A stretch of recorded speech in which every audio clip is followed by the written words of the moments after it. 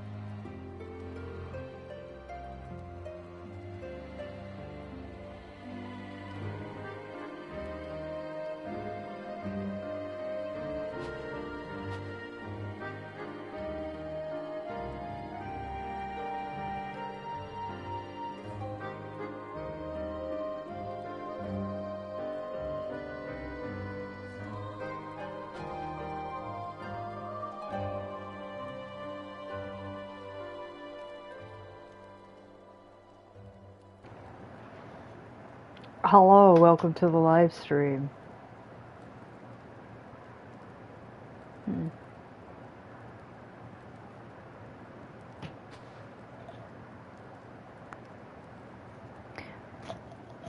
Just giving it a few more minutes before I start.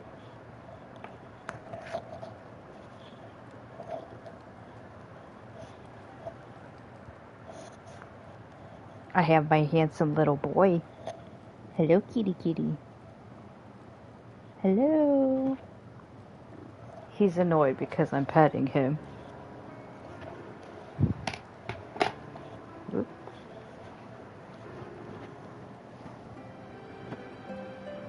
You're famous.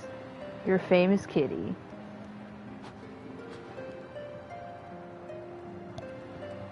He doesn't care.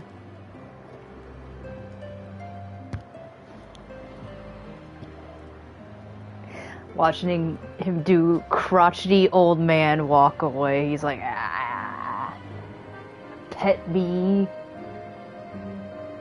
when I want sleeps.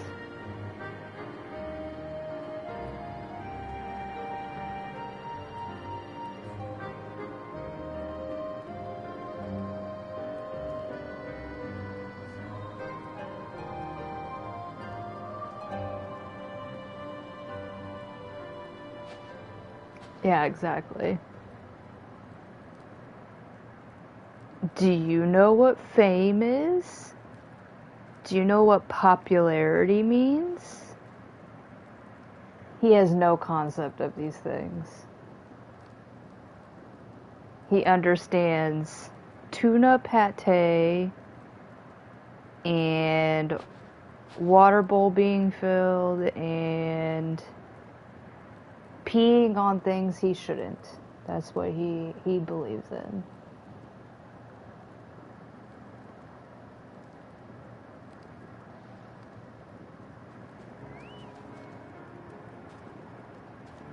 Alright. Get this show on the road. We're gonna ignore Alfie now.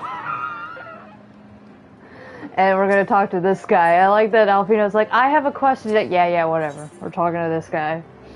This is also, why this is important to complete, because you need that ether current, and you can't fly without it.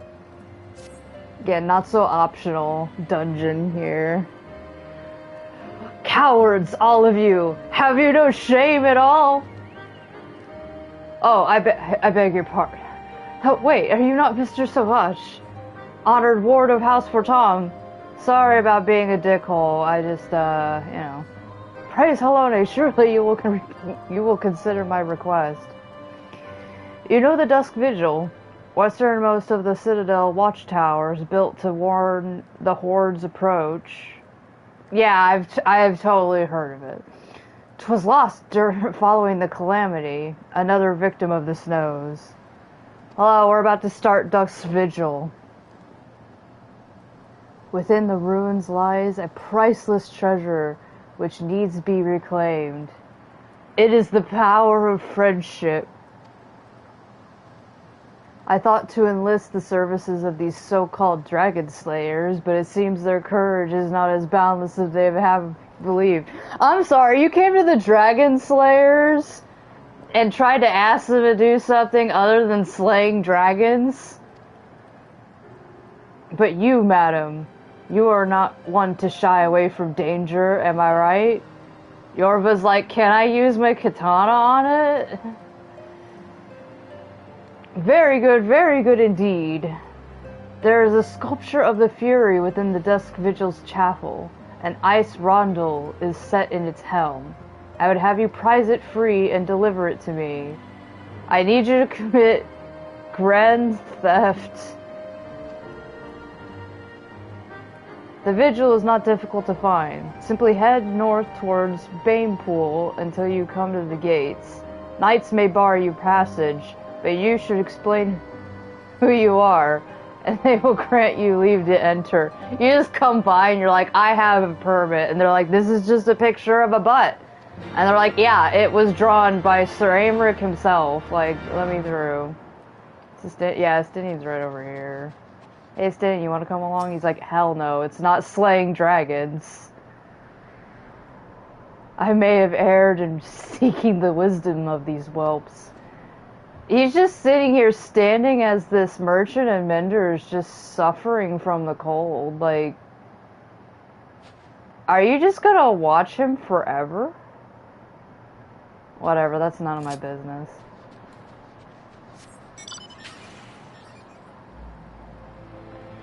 Yeah, so Dusk Vigil is like, I came to the Dragon Slayers to ask them to prize a jewel off a statue, and they said no. Will this kill me? Only kind of.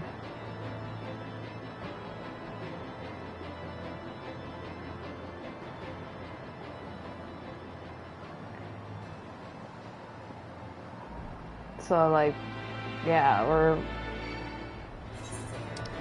I like that Warrior of Light also accepted this quest. Like, okay, cool, I'll steal a gem off of, you know, a statue. And then they, like, don't ask any further questions. Oh no, I never saw this!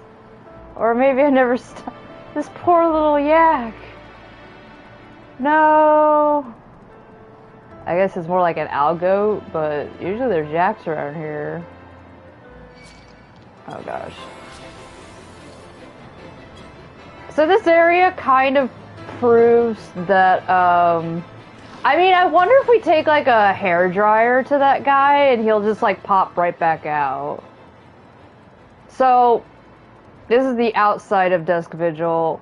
This place is supposed to kind of showcase that when, like, the calamity hit with the big giant snowball in this area, it hit, like, fast. Like, this wasn't just, like, oh, I guess it got too cold. Like, everybody got buried and died, so... What's this? A house of... a house of... for Tom here. The whole entire house. Wishes to enter the Dusk Vigil? You are aware this place is shit, right? Like, we got wild beasts and gods know what else, you know? Like, just the other day, one of the convictors claimed to have seen a massive winged beast. Not a dragon, so that's boring. But something altogether different. But far be it for me to deny an esteemed personage the opportunity to kill herself in new and exciting ways. Pray go on ahead. Yorva's like, oh cool, new and exciting ways, sign me up. Let's just go. Alright. Who? Oh my gosh! It's the Scions again, they're coming back.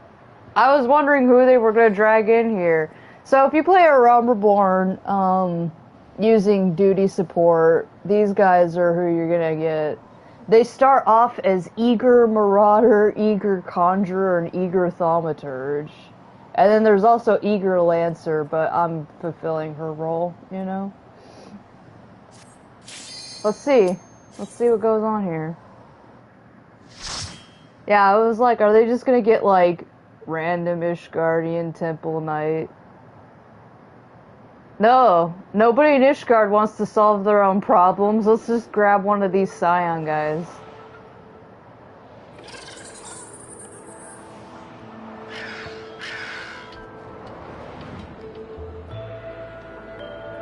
So yeah, here's the first dungeon of Heavensward. There's actually quite a lot of lore surrounding this place. I believe Larks and I discussed it. Oh god, it's so windy. Windy.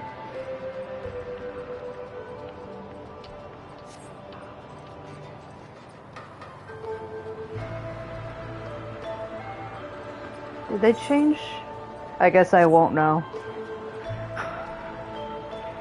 Yeah, this is where you put all the trash.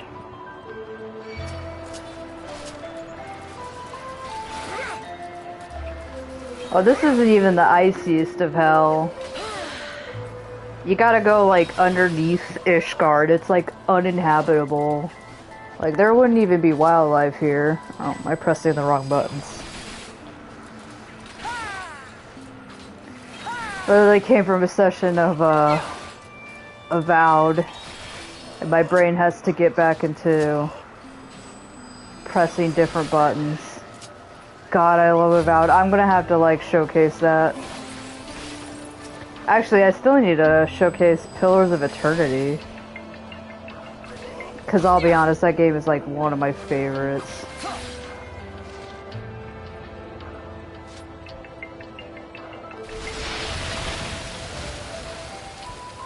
I'm sure that's nothing.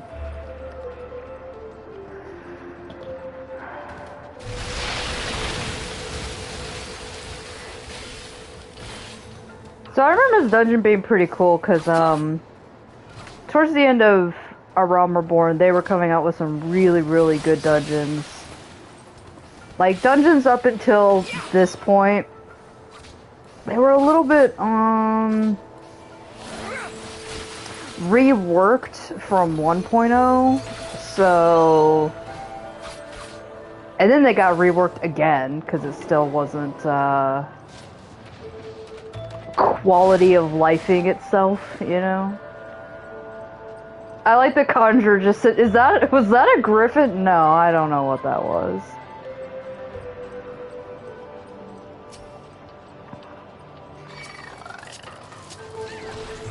I'd say around the time that they started coming out with,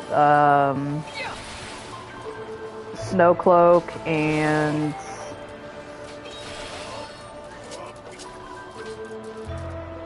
oh, what's the one with Midgardsormr? Keeper of the Lake. There we go. I was like, it was Lake something.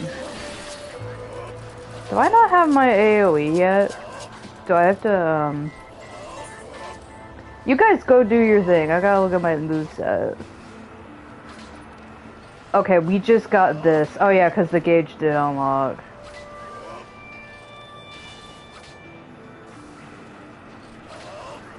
Are we still in the era where they're gonna make me unlock things behind the quest? I don't know. Thanks guys for fighting my battles. Love it. Let's go through this way.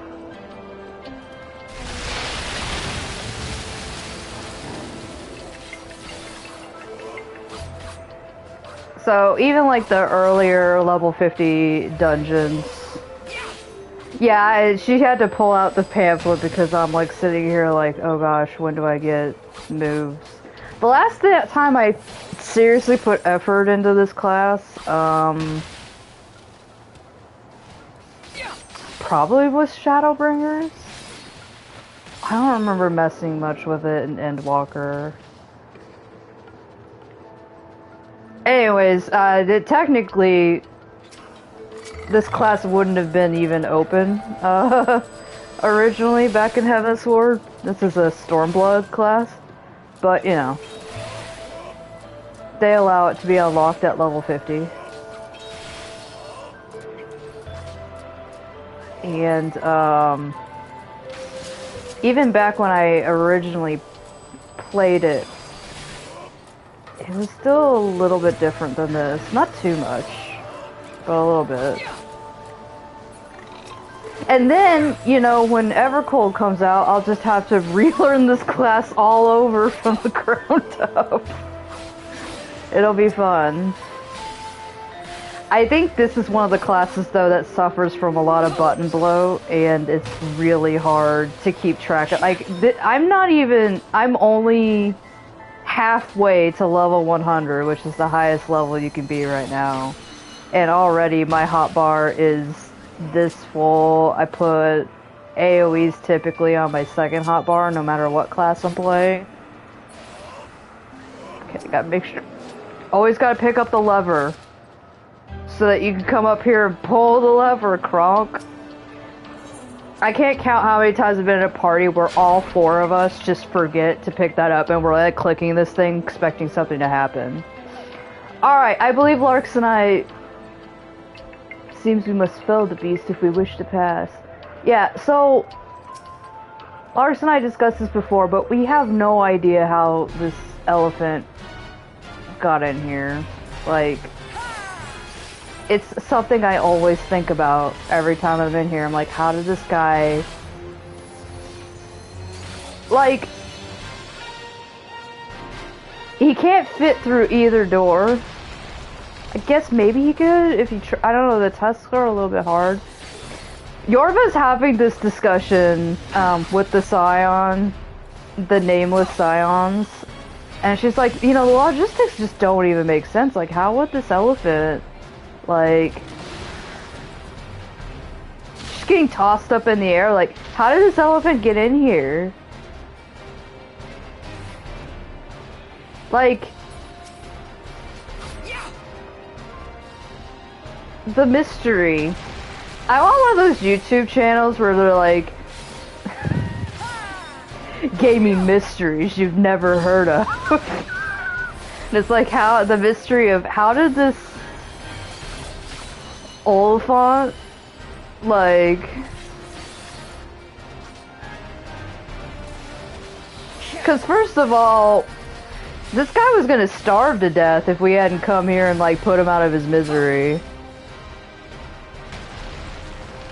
I'm just saying, like, what did the Oliphant like eat if it came in as a baby? Like, there's just nothing here. Like, it maybe crawled in from that? I don't know. You'd think it'd be injured. Meanwhile, the conjurers They're like, can you please focus on killing this thing?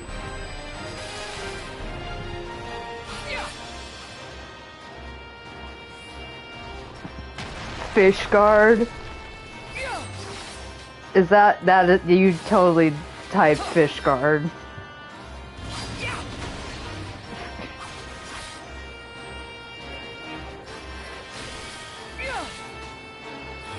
Alright. We can't let that go. Fish guard. Oh man, it's just...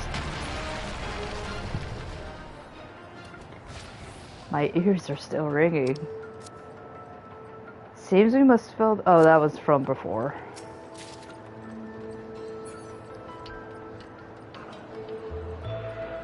Well, you know, fish guard might,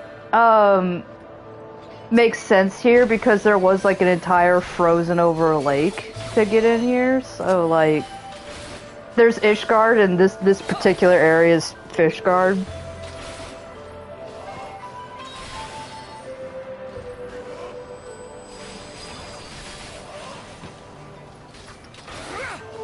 You know, I am willing to accept the theory that the Oliphant was like...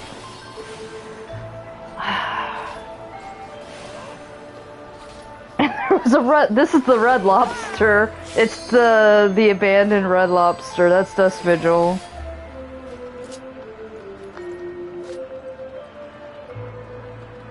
What's the name of the caveman that they found in perfect condition? Did they name him like Ovi or something like that? To whoever reads this, if there is anyone left to read it, let it be known that I, Sir, oh gosh, Pascalarent Noratail, bore witness to Dalamud's fall, the Lesser Moon's descent, the black doom which emerged from within, the flames which spread across the horizon, turning night to day.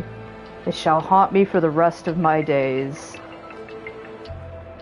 Yorva's like another person suffering PTSD of the calamity. It is the dawn of the 7th Umbral Era, according to some of the men.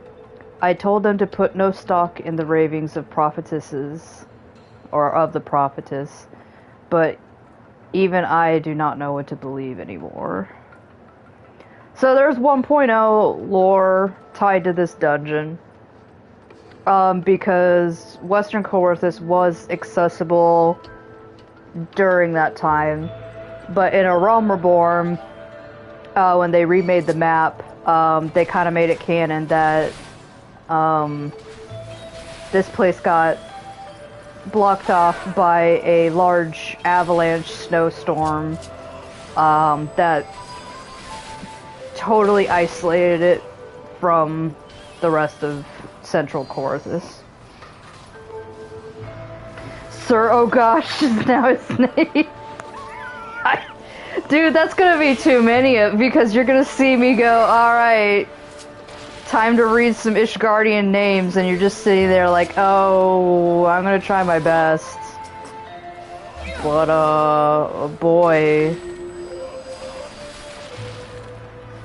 Oh, the Conjurer had... Or no, it was the Thaumaturge. The corpses are springing to life? Yeah, these are, not real... Well, they were real people at some point.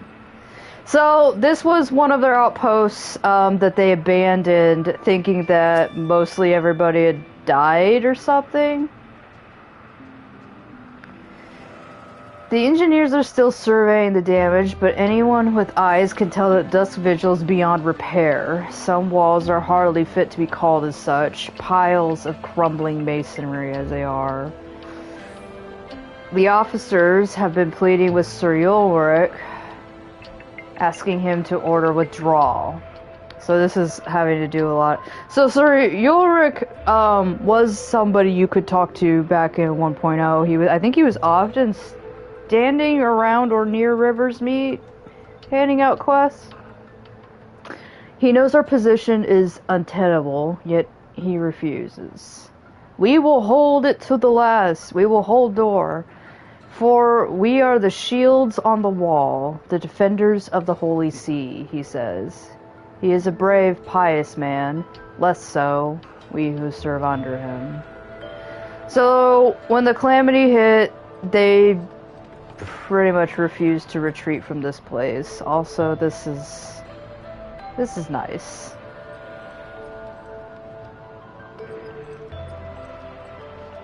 And, this place was already coming apart, back then. And now it became frosty hell. Not to be confused with Bismarck made out of frosty, but treasure chest. No, we can start delving into fancier foods. I know we're trying to do a lot of fast food restaurants. We could do Red Lobster. It's, you know, I mean, I think we did. Somebody has an Olive Garden, but I can't remember. I guess it would make sense if Ishgard had the Olive Garden. I don't know. Are they Italian? Wait, who are the Italians in this game?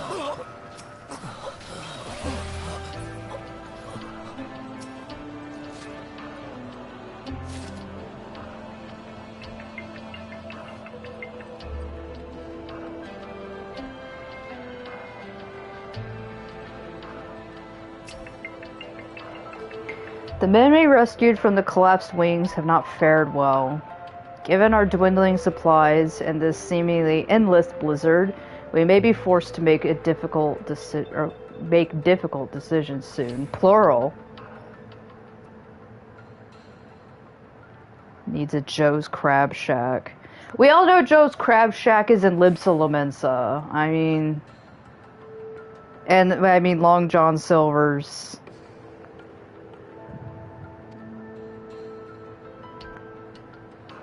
Oh, whoops. Did I skip over some dialogue? Hold on. I'm gonna go back through it. This unseasonable weather grows worse and worse with every passing day, and the toll it has taken on morale is plain. We have yet to receive reinforcements from the Holy See, and I fear none shall come. Nevertheless, Sir Yulmaric remains steadfast in his decision and will suffer no talk of withdrawal. Sir Ogosh's Discount Crab Shack. Sir Yulmaric's steward tells me he passes hours in the chapel, praying to the Fury for guidance, but I chanced to see him once as he knelt before the statue. His eyes were transfixed upon the jewel in its helm, and he was whispering things I dare not write. He said he was going to order from Bad Dragon. So then I'm like, huh, okay, we were sent here to fight a jewel.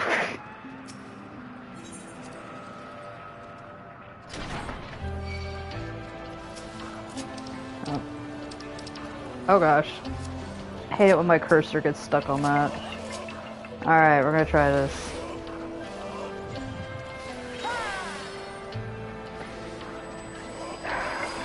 Yeah, so this is one of the dungeons that still gives some more lore about the Calamity, because as we're going further, we're gonna go a little bit further away from all of that, because I think A Realm Reborn kind of talked, you know, about the initial Calamity to death. Sir Yulmaric has taken me into his confidence. He says that I am an honest man. I wish I were a braver one. I also wish I were an honest man. The mutiny has been quelled. Among the starving, half-mad knights were Sir Yulmaric's most trusted officers. He wielded the axe himself. Sir Yulmaric received me in his chapel afterwards. I told him we will not last a fortnight without food. He smiled and told me that the Fury has blessed us with a bounty of fresh meat, then returned to his prayers. I joined him.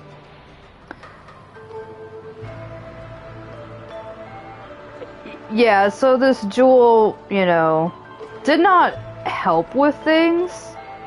Wonder if we could see things in there. But, I certainly think they would have all starved to death in here, like, regardless, but, you know, the dead coming back to life. Yeah, this is still, like, it's one of those dungeons where they're like, oh, it's an optional dungeon that has 1.0 lore, things about the Calamity, and also one of the darkest. Like, they don't mention cannibalism often in this game. We're not going to mention Shadowbringers. We're not there yet. But, like, cannibalism is not usually a topic that's being tackled in any Final Fantasy XIV expansion. So, but it kind of really... That's why the mammoth was there. I think the mammoth was... I think the mammoth was trying to find them to eat them or something. The mammoth was hungry too. I don't know. Like, everybody had to be hungry here. But it is one of those horrible things where, like, they were abandoned here and the Calamity slowly turned all of Ishgard and Coerthas into icy hell. And, along with, you know, the initial snap freeze that happened. And I can't remember. No help came to them, and I'm not sure if it was because Ishgard was like, oh, like, we gotta cut our losses there, or if they truly believed, like, oh, nobody survived that. So, like, they were all trapped inside of here, slowly freezing to death, slowly dying of hunger, and then they mutinied against Yomeric, who was slowly going crazy, and then he was like, look at all this food! Our prayers have been answered. Oh, Helone, pray forgive your humble servant. For too long I fear rule my heart. Or, for too long have I let fear rule my heart, and in my cowardice have I been party to unspeakable acts. I know now I shall never see my children again, nor would I want them to look upon their father's face, and what it has become. I am outside her grace.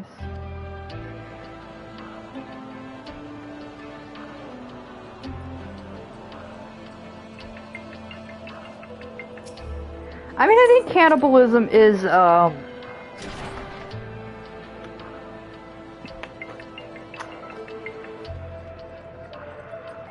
it's mentioned in plenty of games. I just know, like, within this series, it doesn't come up too often. Like, this game gets really dark, but sometimes they don't try to go way too dark. Too often, I guess. I guess that makes it so that when things like this do happen, it's kind of like, oh god, it does hit you. Like, okay, that's horrifying. Can't remember, did we do much? Actually, I don't know how much these fights may have changed. The Oliphant fight seemed pretty normal.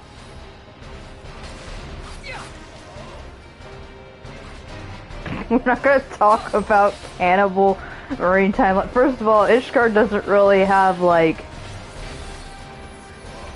water. They don't have marines. They might have, like, sky marines. Wait, are the Dragoons technically marines? I need that that question answered. Okay, these guys do AoEs.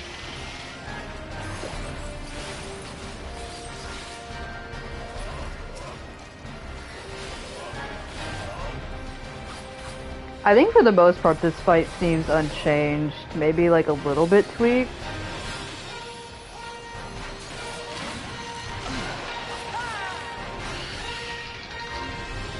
Okay. I know typically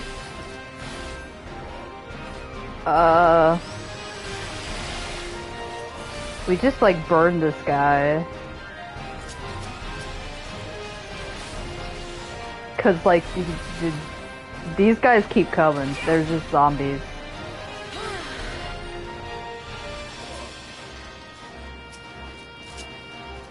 I'm just gonna go for the full. Nidare Tatsugeka.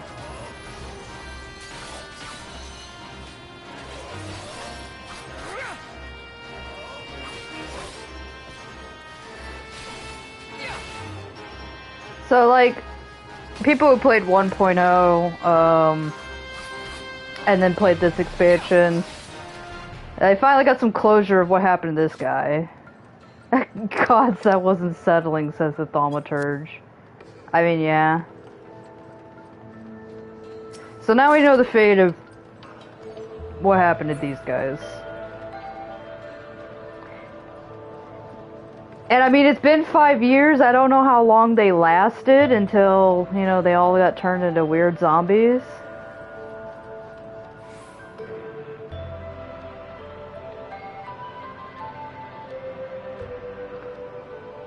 And this place continued to freeze over, become decrepit. Yeah, they couldn't really escape because most of this place is just like, you know... Wait a minute, is that... What bridge is that? Is that the bridge into Ishgard? That can't be, can it? Whose bridge is that? We're too far away from Ishgard. But yeah, getting out of this place was extremely difficult, so... They just really were just fucking trapped. I don't know, I think, fates where people died where they're, like, just trapped and you just wait around for your own death, I think that's, like, the worst way to go. Like, I know being imploded upon in some sort of, like, submarine is a pretty bad fate, but at least, like, you go pretty quickly. I'd much rather that. Like, crush me over under, like, thousands of tons of water. Like, still horrifying, but at least, like, maybe you wouldn't even register that. You'd just be like, what? And then you're done.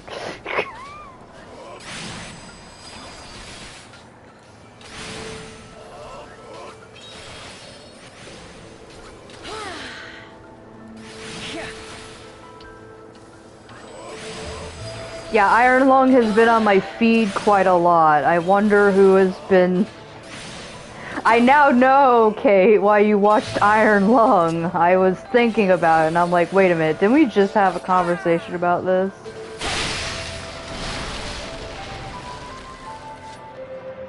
So I was thinking, you know, like, getting crushed under... I mean, feasibly, you get crushed on Earth underwater. Under there, you just get crushed by tons of blood. I mean, the metric weight of that shit's gotta be, like, way more, right? Scientists, tell me the viscosity of blood versus water.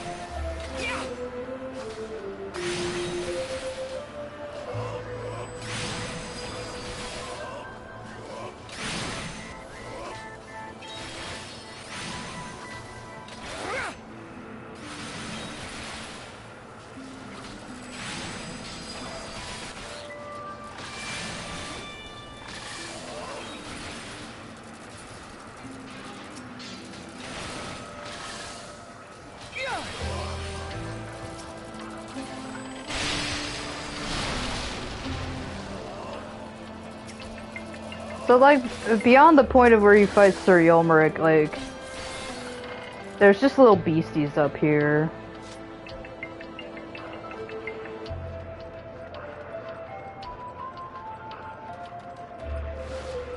Yeah, of course, where I'm just sitting here like, huh, why is my Instagram feed looking different?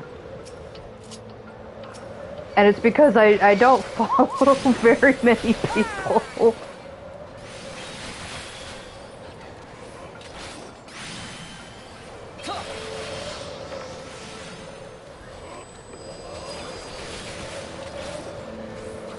Yeah, and here I am discussing, you know, Iron Lung theories with you, going like, yeah, it was really cool, like, how the creator referenced Rapture shit and blah blah blah, doing all this, like, metaphorical stuff, and I'm like, oh, people on Instagram are doing crossovers between that and Hail Mary, and I'm just sitting there doing the Mr. Krabs meme where the world is shaking, and I'm like, I never once connected those two movies. I think you could give me a million years at a computer, and that thought wouldn't come to mind. Oh, please tell me they're not putting the Spider-Verse into this. I'm already having a hard time following the Spider-Verse. I just found out Nick Cage is making an entire movie. Or, well, it's already made. Getting off topic here. Yorva's ranting about Iron Lung, Project Hail Mary, and Spider-Man, and the rest of the Scions are like, I think... Well, that's what happened to the Jewel. They're like, I think the Jewel is making her go crazy. She's the next one. She's just like, Hail Mary, Iron Lung, blood, tons of blood, ocean of blood, Peter Parker. They're like, oh my god, we need to get her out of here. I like to believe that, the Griffin is like, no, it's my shiny.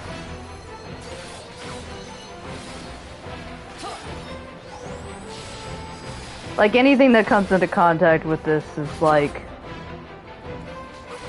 Because honestly, they do not at all, like, address why this Griffin even cares. Other than the fact that it's a very tall tower that would make a really good nest, I guess.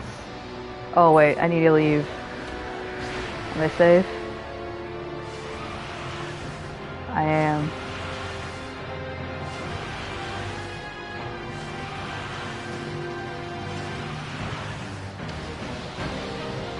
So yeah, you get sucked up in that if you don't do it right. Looks like the mechanics are pretty much the same. See, I never thought too hard on it, back in the day. I just thought, oh, Griffins like to nest in high places. You know, maybe this Griffin's like, cool, it's free real estate.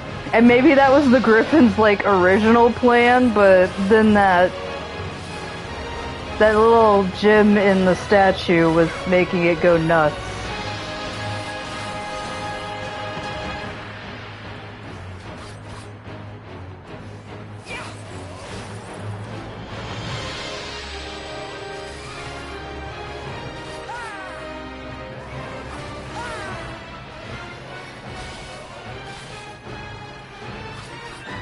Stand here with the thaumaturge. Oh, I can do MP while I'm doing this.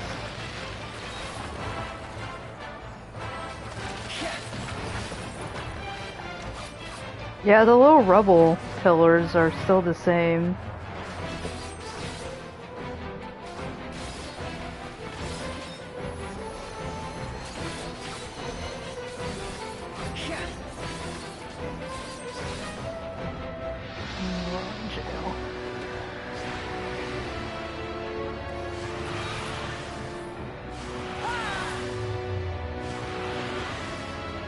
Can't reach him now.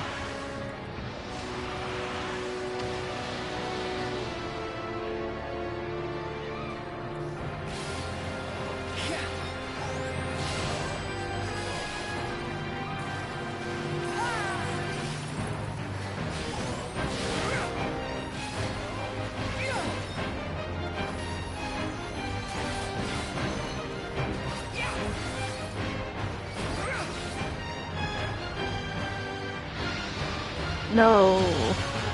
Should have been on the other side. Which one did Winter do? It's not the jail one, but it's got just AoE damage. I got that LB too. There we go. Oh no, I made the mistake.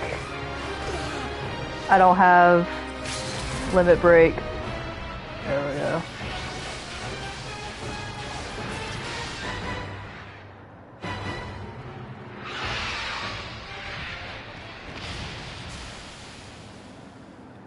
Every player has forgotten to put limit break on their hotbar. I don't know why the hell they don't just automatically give it to you. Anyways, you gotta always remember to put limit break. And you better put it in a place where you're not gonna accidentally fat figure it either. Did I get anything that's good to wear? I guess these arm guards? Oh, they totally clash with my silver. Yorva's like, ah, it's not silver. Do you guys do anything other than just nod at me? I love this guy's fit right now. He's tin can. I think this is the same stuff that they were wearing like around Keeper of the Lake. So yeah, there's Dusk Vigil. Any Warrior of Light coming out of that is like got PTSD. The Dean over here is like, yeah, so how was it? I'd rather not know what you found inside. Some of us have to remain here on guard duty. You're like, cannibal, and she's like, nope, I don't, nope, you're not telling me a single thing. I don't want to know about it. I gotta stand here in front of it. So yeah, then you just gotta leave that place knowing the horrible secrets about cannibalism and how these guys were all locked inside a fortress and slowly died.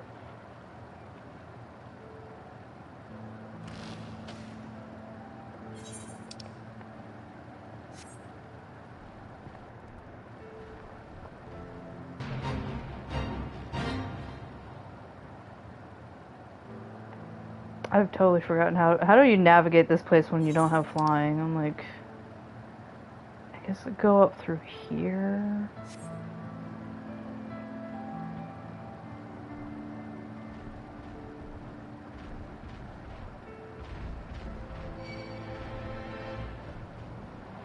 Ishgardians really know. They're like, yeah, I know, this whole place is fucked. We live here. Don't tell me about it.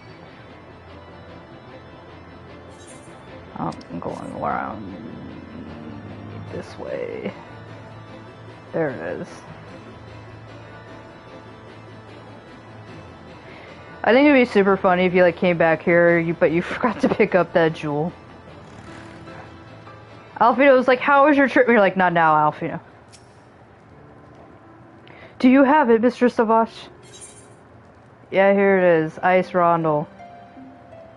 Icy Bushin and the Fury's armor. Yes, there is no mistaking it. At last, it is ours once more. And you're like, oh yeah, was I doing something like completely legal? Also, I like that this guy has like a very unique face and he's super ugly. I honestly think they need to make uglier characters in this game. Like, we need more ugly. Like, Estinian can't carry it all. My parents presented this sapphire to me on my wedding day, as my wife and I presented it to Ulmeric on his.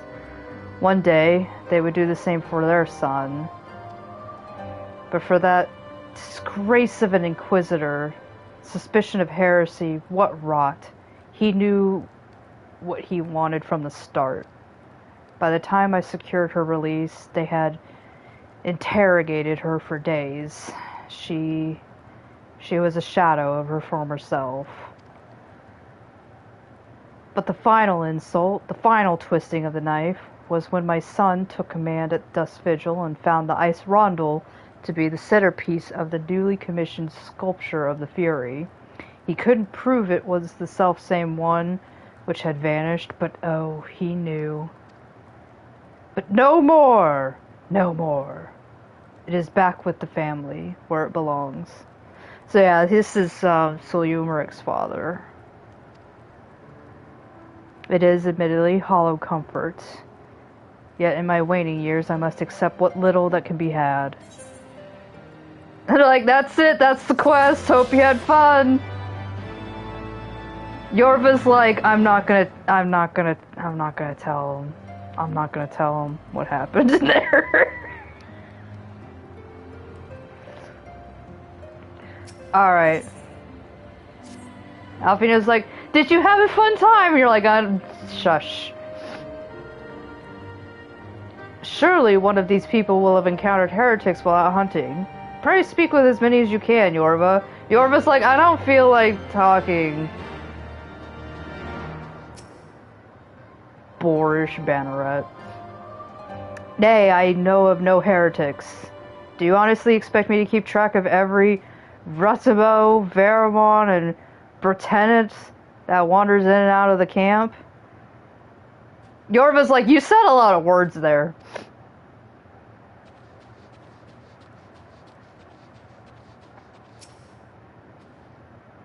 Looking for heretics, you say? Maybe they could be in these barrels. Why don't you go bother Paraquet or someone? I have enough trouble keeping these preening fops fed and clothed as it is. See, like, nothing I say about them is ever compared to what Lucea can say about them. 'Tis no business of mine of what folks do with themselves out here in the wilds. She's like, they're all homosexuals. I don't care what they do out here.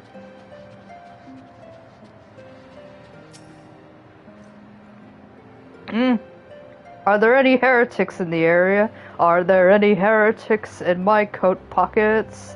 If you don't know what I'm talking about, I'll explain later. It's a viral internet thing.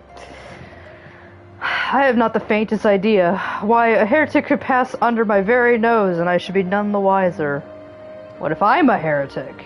I could just stab you in the back. I hunt dragons, my dear lady. The big ones.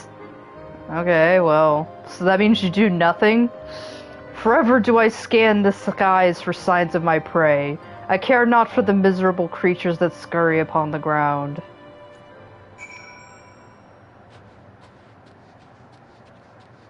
Yeah, they do a whole lot of nothing around here. This guy's just smoking crack.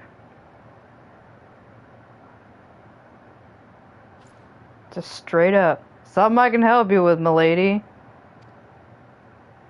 Are you gonna finish that crack pipe? Heretics, is it? He just changes the subject. Well, I've never seen one myself, but that ain't to say I haven't heard a thing or two. I like that you can see Estinian's shadow, like, right over there, but he's not in frame. We would be grateful for any information you can share with us. The gods know we've gleaned precious little from talking to the rest of these people. Yorva's like, you can say homosexual, Alf, you know, most of us are gay here, so. If it please my lord, I am Paraquet. A soldier by trade, though not much of one, if I'm honest. It weren't for the love of stabbing folk that I took up the spear, you see. Also, who put the ominous music track on? Am I saying anything really bad here? No, it was by order of Sir Jantelo's father. Oh, I've mentioned the Heavensward. Still, as long as they keep paying me wages, I ain't fussy as to what they have me do. I like, they mentioned the Heavensward and they're like, why is there suspicious music playing all of a sudden? All I said was somebody's name. Not everyone is as patient as me, though. Plenty of low-born lads who get pressed into service start grumbling before they've even seen their second battle. And once they got thinking how unfair it is, it don't take much for the heretics to turn their heads. From what I hear, the simple promise of freedom tends to do it. That may explain how Lady Iceheart was able to expand her following so swiftly. She knew that the Dairy Queen was the first place to visit.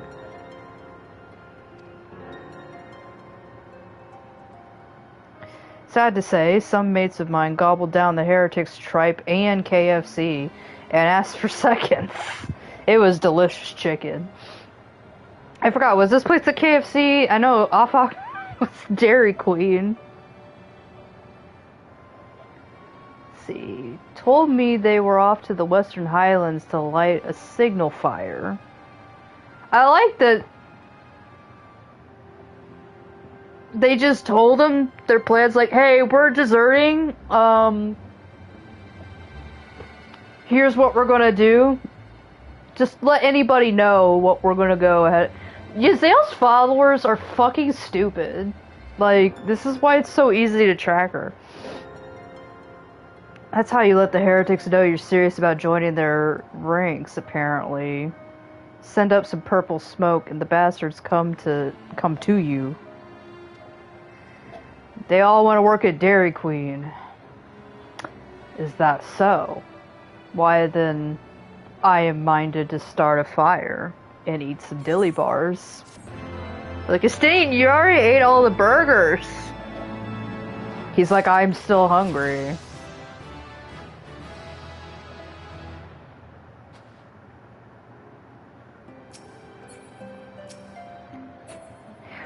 Here we are with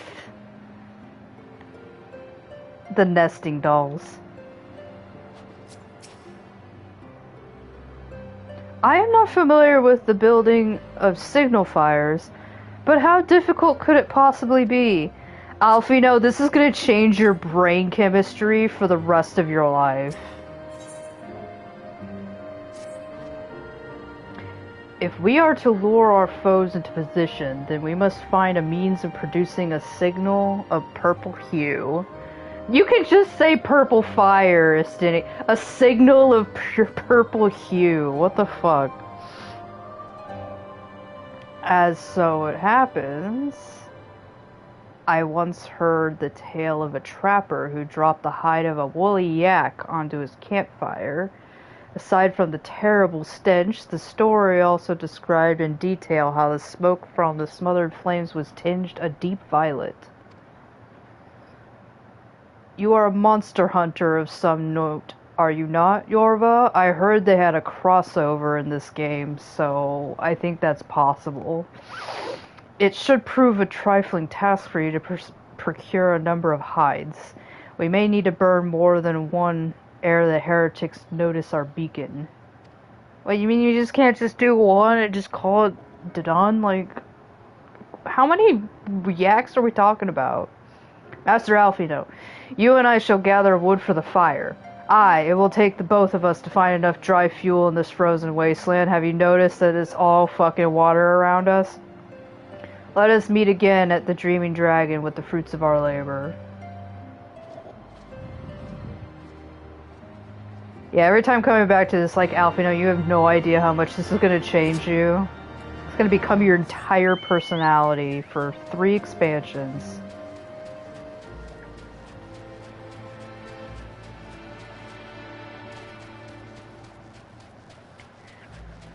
You know what the Dragon Heretic faction reminds me of? It reminds me of, like, Team Magma or Team Aqua or some shit. Where they just, like, announce their plans, like, right in front of a 10-year-old. And they're like, we won't ever let this trainer know that we're going to the secret base on Mount Moon or something. Here I am combining games, but... like... I think these guys auditioned for a Pokemon, you know, villain faction, and they ended up in Yazel's camp. And Yazel is like, you guys are all idiots, but you're my idiots, and I have like no other options, really. Like, what's that Bob's Burgers quote, where he's like, you're all terrible, but I can't fire you.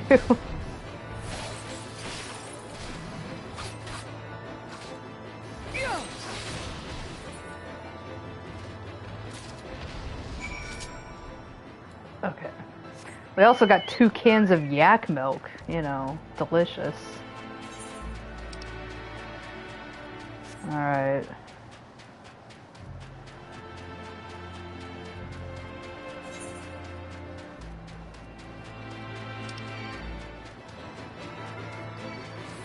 Joke's on you for covering the map. I think I just have this burned into my memory.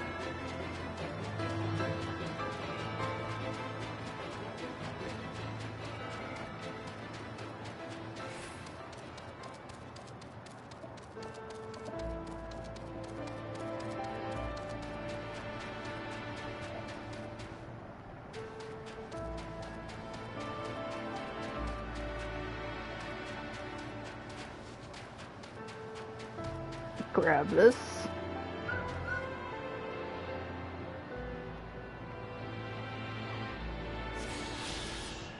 Alright.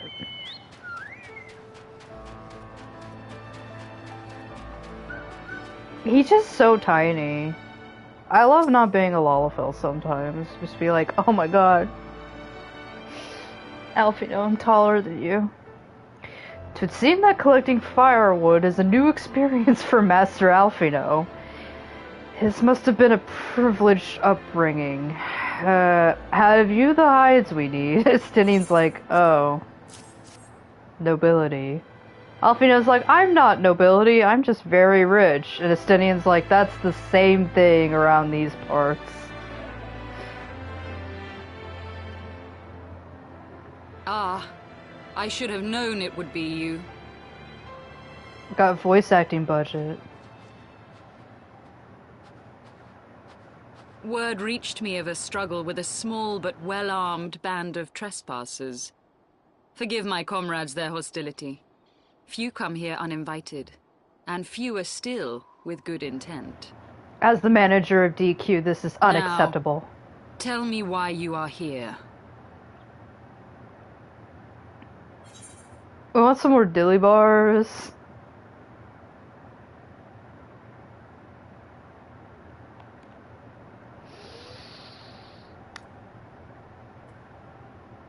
I might as well be honest up front. I mean, everybody kind of admits that Nidhogg's a dick. You seek to stem the Dravanian tide with talk? A romantic notion. If you but knew the truth, the spark which lit the flames of this animosity, you would understand the futility of your quest. Okay, but nobody's ever telling me it. Shall I relate it to you? Yes, please. The sordid history my gift has shown me.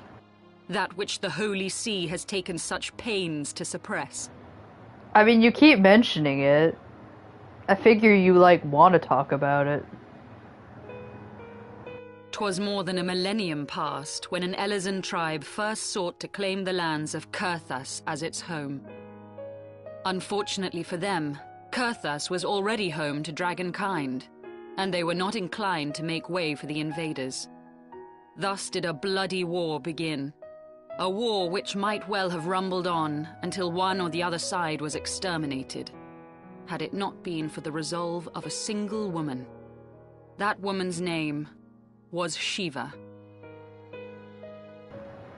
And I have made so much fanfiction you can't even believe. She attempted to parley with the dragons, and in so doing discovered them to be possessed of profound intelligence and reason.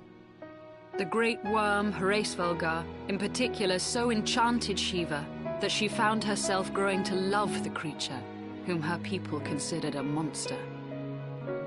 In the eyes of a near-immortal dragon, however, the fleeting life of an Elizan is as that of a freshly cut rose. Scarce has the flower bloomed before it begins to fade and wither. Such melancholy musings plagued Heavensward, who had found in Shiva an unexpected and beloved soulmate. He knew that all too soon, death would snatch her away from him. Unable to bear the thought of their separation, the maid bid the worm consume her, that their spirits might be entwined for eternity. Though loath to perform the deed, Heavensward ultimately gave in to her plea, and soon thereafter the tale of their ill-fated love spread throughout the two warring factions. No more could they raise blade or claw against one another, knowing that the souls of their kin were so inextricably bound.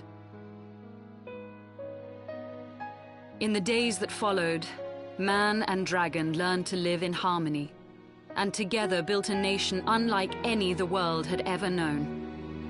For 200 years did this blissful age of peace continue, as it would to this day, had vilest envy not stirred in the hearts of the Elezen. It is said that worms owe their longevity to the boundless reserves of vitality found within their eyes, and 'twas in this belief that a traitorous band of knights deceived their allies of some 2 centuries, and took by force that which they coveted.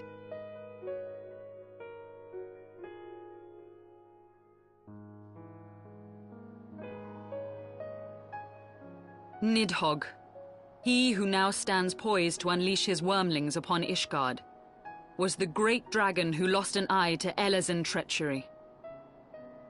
And until he prizes it from the hands of the traitor's progeny, no amount of conciliatory words will stay his fury.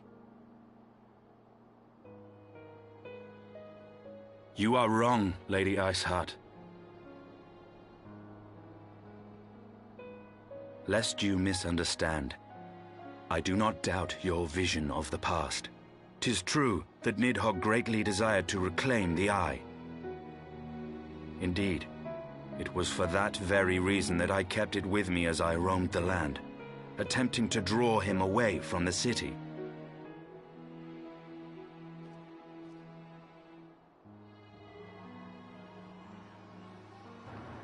He just like performs a magic trick, like it just appears. Good gods! Albie's like, can you do it again? Until recently, Nidhogg seemed unable to resist its allure and pursued me relentlessly. Needless to say, that is no longer the case. Now, it would seem, he has fixed his attention on Ishgard itself, though he knows full well the Eye does not reside there.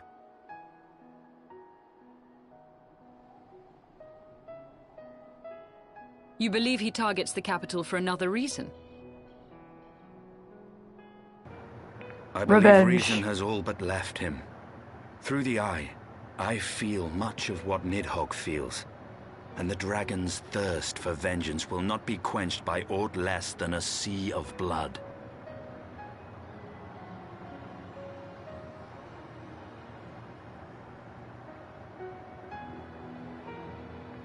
If Nidhogg is indeed lost to reason, might we not seek an audience with Hraesvelgr instead? Yeah, he seems pretty cool. He has thus far shown no inclination to aid in the invasion of Ishgard, and may yet welcome our efforts to broker a peace. Let's take one step at a time. You still believe that a peaceable solution can be found? Very well. I will take you to him.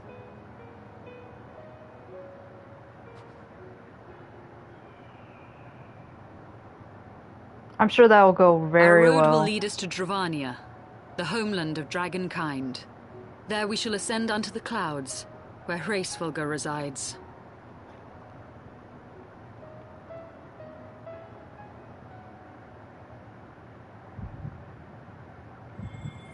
Oh no, heartburn. I ate too much fast food. It's like, maybe I shouldn't have eaten at like 3 fast food places. Heidelin's like, your desire for burger and chicken nuggets sustains me. Like, oh shit. To get our connection back, we need to visit all of the fast food that we could find.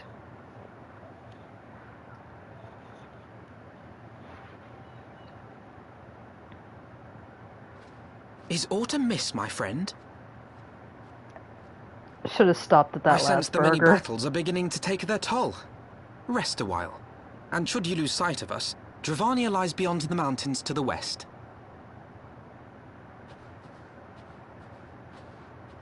Yorva's like, I don't want anybody to leave me behind, though.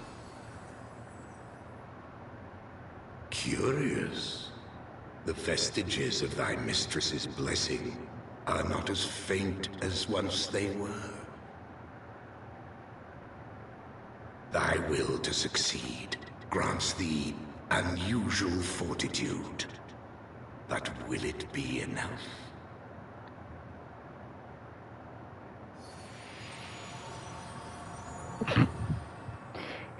You pay respect to the father of all dragons. Though, what is with most of dragonkind and being like, hey, can you just make me a little guy? I just want to be a little guy. I want to fit in your pocket. Like, I just want to be tiny. But Midgardspur's like, yeah, just carry me around as a little dragon.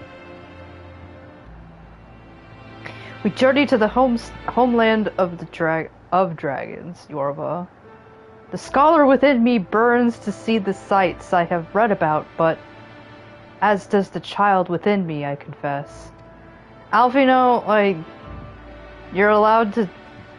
Dude, you're not even 20 yet, like, just... Please just enjoy it while you can. Be on your guard, warrior of light. With the mistress of heretics as our guide, we may yet find that we are being led to our graves.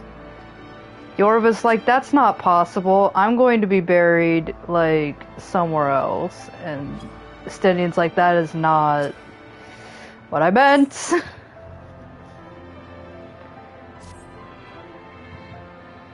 You are Yorva, yes? Yeah, I believe we've met? Yazael, do you remember we had a boss fight? Do you remember that we talked? Like, I beat you up as Shiva. Pray address me as Yazael, if you wish. This is passing strange, is it not? That fate should bring us together thus. Never did I think to walk alongside the warrior of light. I don't think it's pretty far-fetched. But history is full of such unexpected alliances. Shall we make our way into Durranion, then? The chill of the Western Highlands is unrelenting, and I would sooner be under the sheltering canopy of the Chocobo Forest.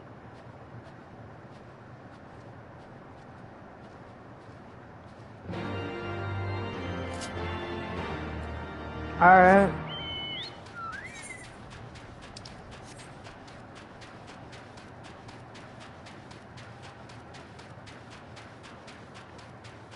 I like Yazael acts like she's never met you, and it's like, I'm sorry. Like, I kicked your ass.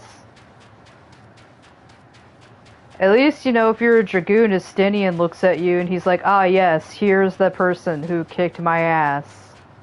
They're my friend now. Like, if you play as dragoon in this, Estinian's just like, ah, this is my BFF, and it's like we barely know each other. Estinian's like, you kicked my ass. Spine, the great mountain range that spans the continent of Aldenard from east to west. Into the deepening shadows of Som-Al, where lies the ancient home of dragonkind.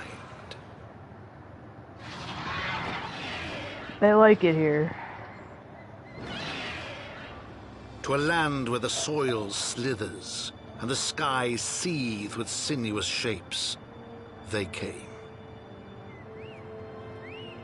You know, Edmund, do you always have to, like, say we came somewhere? Because,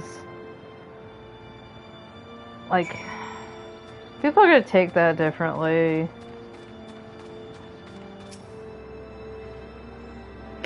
We now stand on the threshold of Dravania. The path to Som-Al will take us far to the west, beyond the embrace of the forest branches. It will be a long and demanding journey. Might I suggest that we take our rest at the village up ahead and see that we are properly provisioned? There's a village here, but I thought these lands the sole domain of dragonkind. Why would anyone choose to live in so perilous a place? Some people don't fucking have a choice, Alf, you know? The wild chocobos, that's actually why they're here, but you know. Tailfeather was built by hunters who make their living capturing and selling the beasts. Their leader, Marshal Shaw, is an acquaintance of mine. Every time I think of that, I think of that little pet rock-looking guy. what was his name? Marcel or something like that? He had like little googly eyes. Being a gregarious sort, he will no doubt welcome our arrival, and he will also possess more recent knowledge of the road we seek to travel. I trust there are no objections? Only to this ceaseless chatter, like, thanks, Sistanian.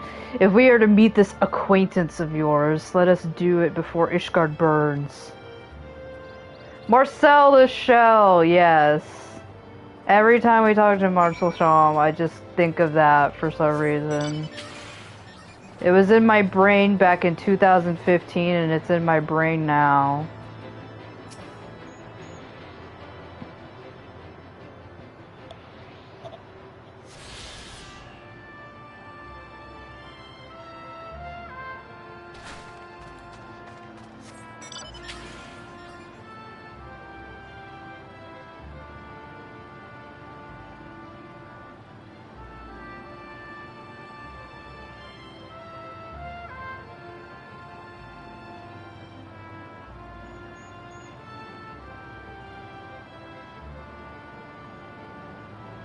This is one of my favorite maps of the Heavensward expansion.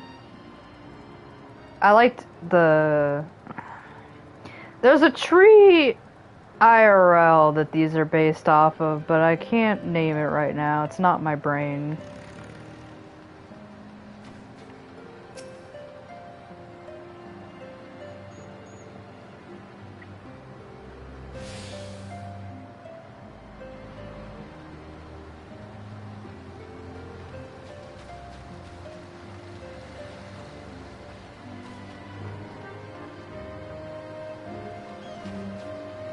Oh yeah, this guy.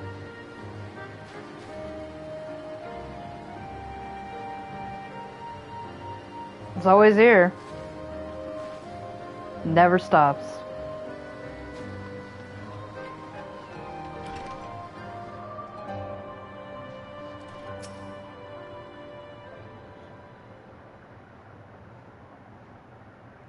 Marcel Shaw, let's see. Well, tan my hide and call me Leatherface. I don't think... Leatherface sounds like a slur. I don't want to say that. We have visitors. Oh, if it isn't the lovely Yzael. It's been too long, girl. That it has, Marcel Shaw. That it has. Are you still saying that slur? My companions and I are on a pilgrimage to Samal. Might we stay in Tailfeather a while and prepare for the next leg of our journey? Don't pay attention to that guy on the wall. He's not important. Of course, of course. Stay as long as you like. In fact, I wouldn't suggest leaving the forest at all. Just stay here forever. The dragons have been absolutely bleeding murderous of late. Forgive me, sir, but I am not sure I understand. Did the dragons not bother you here in the forest? Oh, they do, but, you know, bother us. Did Yzael not explain things to you, boy? You've seen them towering Calum trees? That's what they're called here. I don't know if that's what they're called in real life. Anyways, you've seen those Calum trees all about, haven't you? If you were flying above the canopy, you'd barely be able to see the ground. As you'd expect, the local wildlife's canny enough to stay hidden beneath the leaves, which is why the dragons do their hunting elsewhere, and we can do ours in peace. I see. Thank you for the explanation. I never thought that trees could be used as shelter. You're welcome. He's just like, that was weird. Now, I know it won't stop Yzael here, but dragons ain't the only things you need to keep an eye out for, especially if you're set on heading west.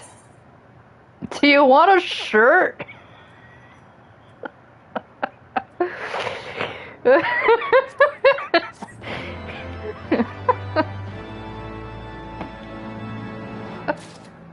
This is such a weird place to pause.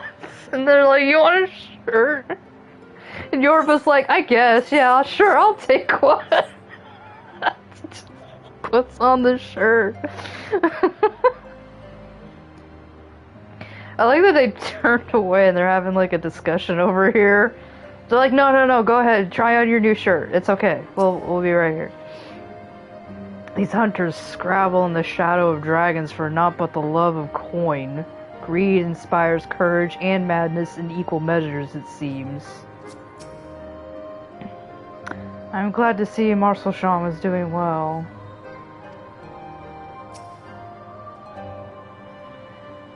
I have read widely of the world and its wonders, yet after taking but a few steps into the unknown, I am reminded how much I have still yet to discover.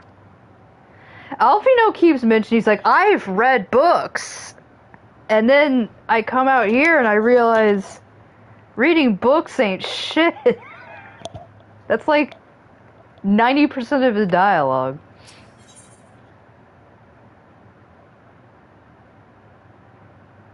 I'm not sure if that other... What does this thing unlock? I'll have to look it up later. He's like, oh good, did you enjoy that shirt? I dare say you're wondering what could possibly be worse than dragons, eh? Yorva's like, no, I think I can think of a few things. Well, I'll tell you. The bloody Nath. Yorva's like, okay, well that's one thing I didn't think of. They're what you might get if you cross an antling with a megalocrab and taught the thing how to walk on two legs. What a fucking sentence.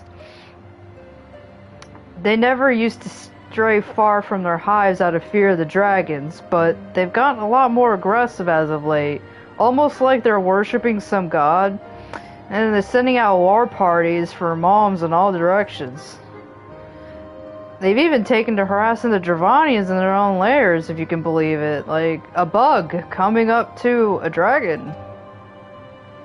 And when they venture into the forest, which is more and more, by the way, they certainly ain't afraid to come after my lot. I can only imagine how worse it'll be closer to the Nass home territory. Yorva's like, did you guys hear all that?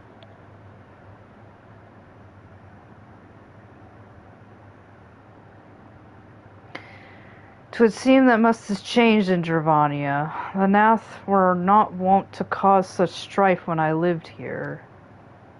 You lived here? In Dravania? Aye. 'Twas in the time following the calamity. My family was dead, my home was gone, and I had fled from the bitter cold into these lands. I knew not the paths of the forest then, and wandered out from under the protection of its boughs. That was when I chanced upon Heavensward. He had descended from his mountain lair to hunt for food. My exhausted mind could not contend with the sight of the majestic worm, so I immediately wrote fan fiction in my brain. Nor the vision of the past his presence visited upon me. Thankfully, Marcel found my unconscious form at the edge of the trees and nursed me back to health, and in Tailfeather I remained for some time. Hence your familiarity with the locals. But I interrupted you. You were saying these Nath were once peaceful people? Peaceful would not be the most fitting description. They are a fiercely territorial tribe, and any who intrude upon their domain are attacked without hesitation or quarter. Outside the borders of their homeland, however, they were rarely hostile. Indeed, they were even able to be traded. We were even able to trade with them on occasion. They like dirt. They have changed then. What of it? We have not the time to creep through the underbrush on some roundabout route.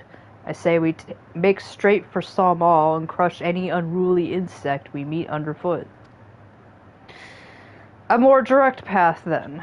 Very well. Let us first follow the trail west out of the forest, and make for the statue of the Stained One. From there, we have a fair view of the road that leads to Samal. Shall we?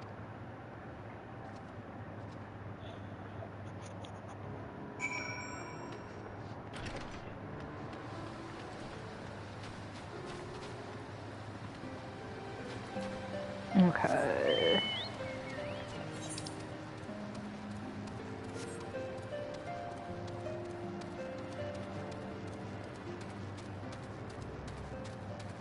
Now it looks really spooky with all the fog.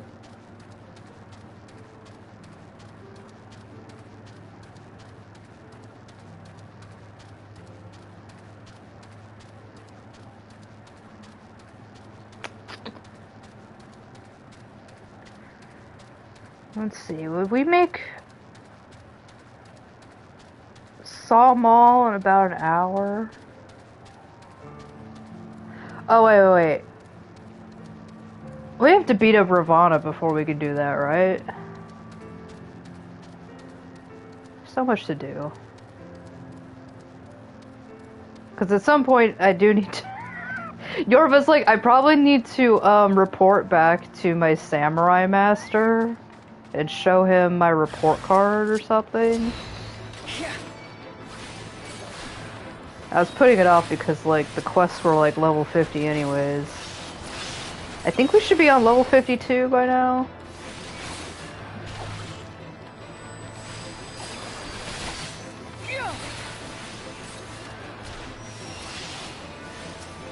I also can't remember, but when I first saw the Nath, I was like, oh, these are the exact same models from Final Fantasy XII. Gosh, it's been so long. What was that place called? It looked very Star Wars-esque. But yeah, I do remember when I was playing this game, I was like, oh, those are the models that I saw in 12. But I can't remember if the Nath models were ever used in another game. I need that.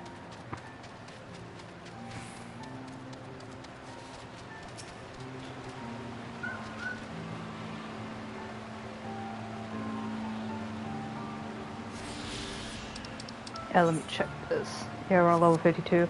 Technically, I should have been going back to Musosai, but I'll let it build up just a little bit. I'll probably make sure to go back before I do Ravana, because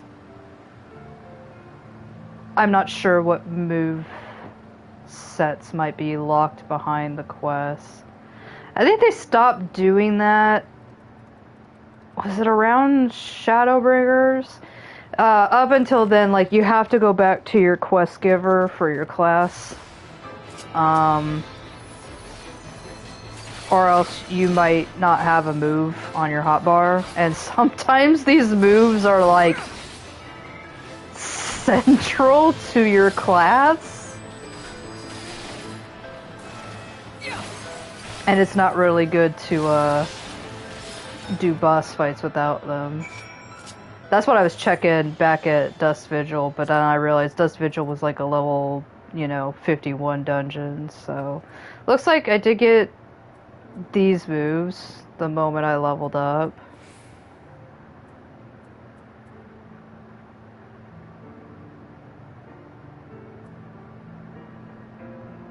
I don't see anything else, unless it won't even show up until I go to that class. I don't know.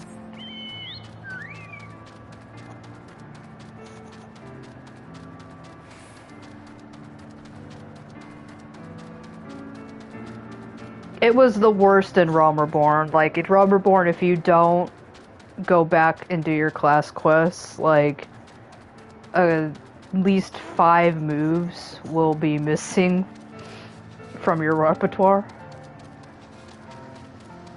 Can I sneak around this guy?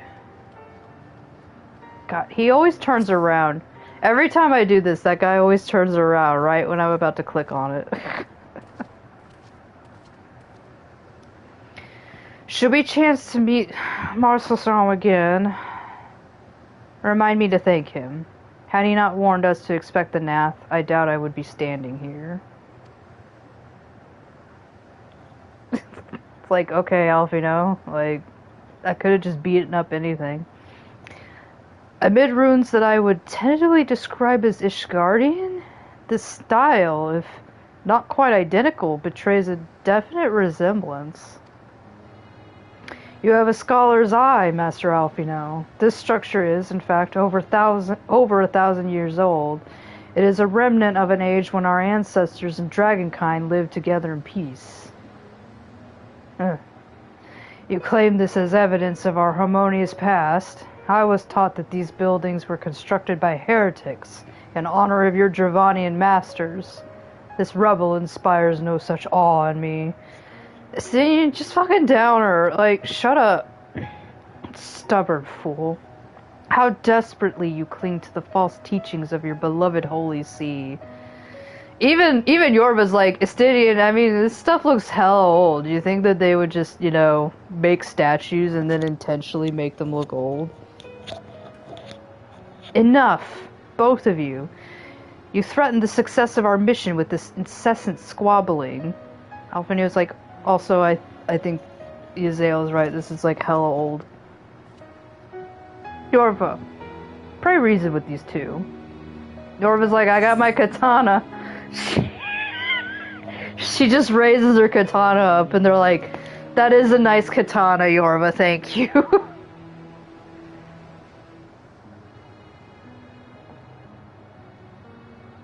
I like the grunt. I think I used the grunt object with Ziyaya. I'm gonna say a more diplomatic answer. Quite. Lest you forget, our goal is to prevent a war which will claim the lives of Dravanians and Ishgardians alike. If we are to accomplish this, you must learn to tolerate each other's presence. Trust in Yorva's gift. In time, the secrets of history will be brought to light. Let that be enough, Estinian.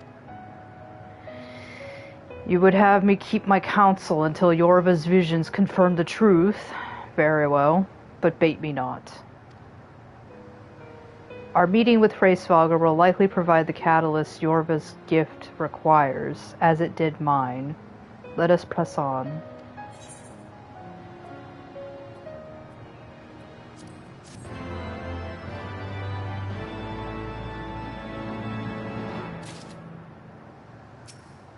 Guys, there's an Avis like right there. Okay, he's turning away. Spy you the three great towers to the west. Ishgardians know them as Annik's Shrine. The place serves as a roost for Hraesvalgar's lesser kindred. Wow, that's a... I know it's just makes it sound like, yeah, those guys, the lesser kindred. If we are to reach the peak of Salmal, then we must first beseech these dragons to open the way. But do not be disheartened. The one who leads them is a friend. Of rather more concern is the disposition of the Nath. Let us survey the approach... Oh god. I'm gonna have to have that whole entire conversation again, all because that guy took offense. I was hoping I was standing far enough away. God damn it, Avis. Like, you ruined everything.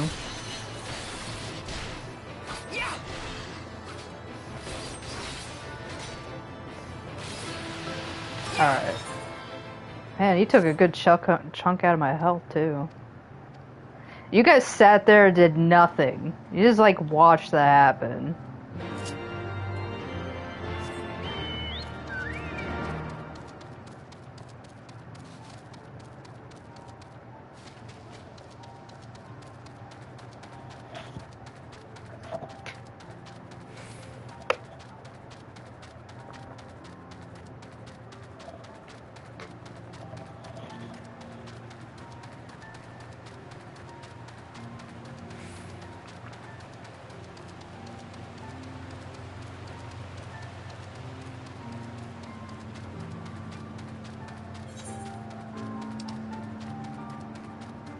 Let's see, we keep following the road.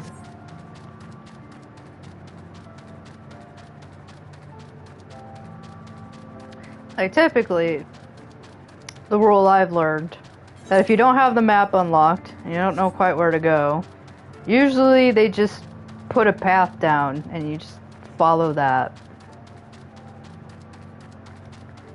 That doesn't look like a place of the Fortress of Evil. I'm sure that's nothing we need to worry about. This place is like so foreboding. The fact that we got foggy weather going on and it became nighttime. Honestly, it leads to some great ambiance.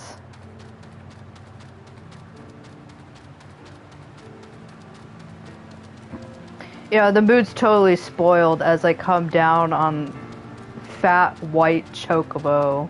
Like, this can't be a horror game anymore.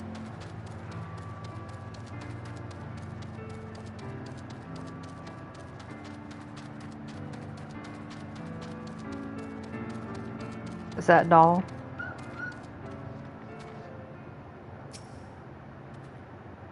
The Nath are fast becoming a nuisance. They seem to plague our every step.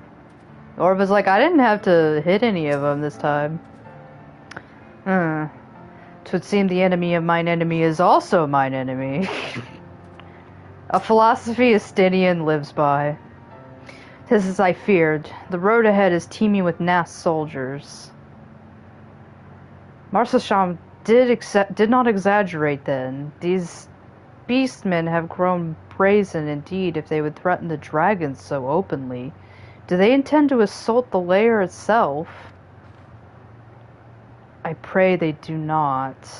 Mighty though my Dravanian friends are, they are yet vulnerable to Nath muskets. Oh yeah, they got guns.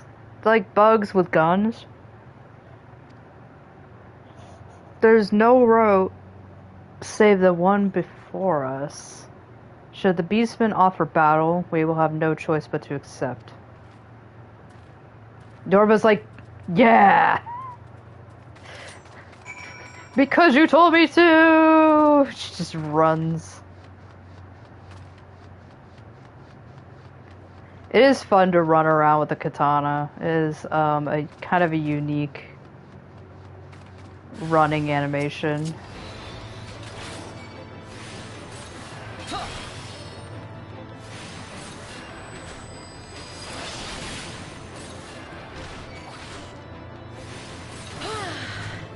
That's quite hitting everybody.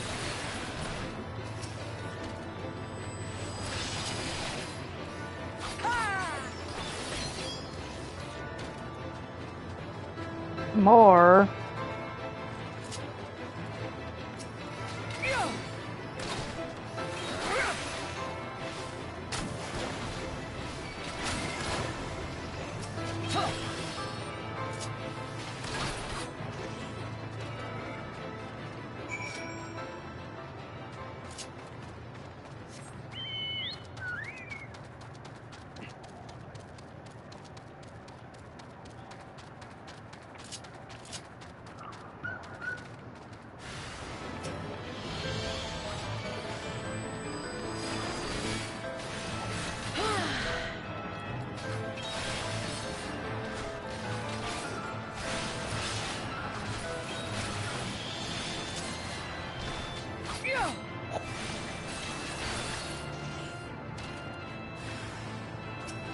My cat has come back up on the bed again, and he wants to be on top of the laptop.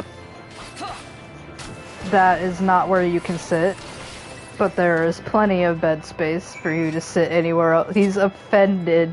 He's like, I am not allowed to sit on the laptop. This is unacceptable.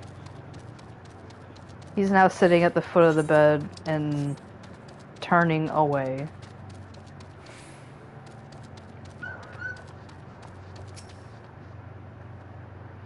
I take no pleasure in killing Nath.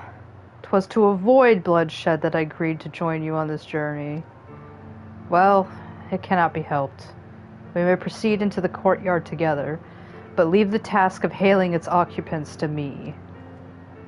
And keep your lance on your back, Dragoon. On my words of the Warrior of Light, I shall start no fight. Only finish it. Yorva's like, Estinian, you truly are beyond salvation.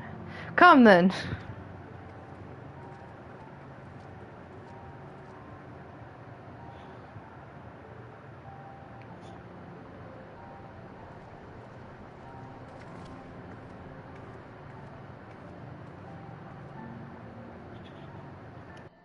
Vidofnir!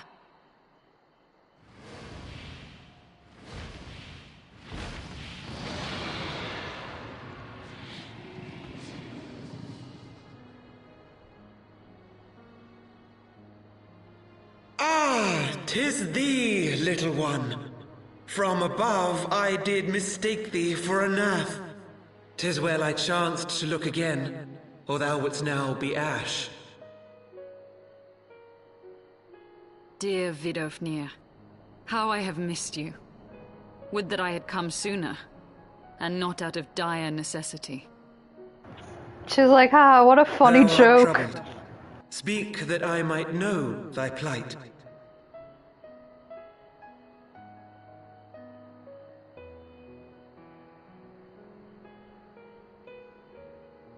Thou wouldst have father admonish his brood brother.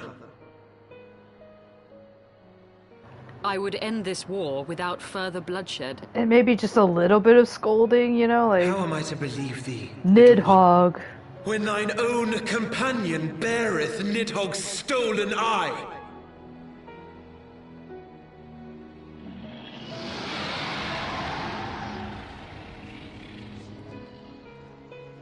Have care, dragon, or I shall gouge out one of yours. You forget yourself, sir. We are here on a mission of peace.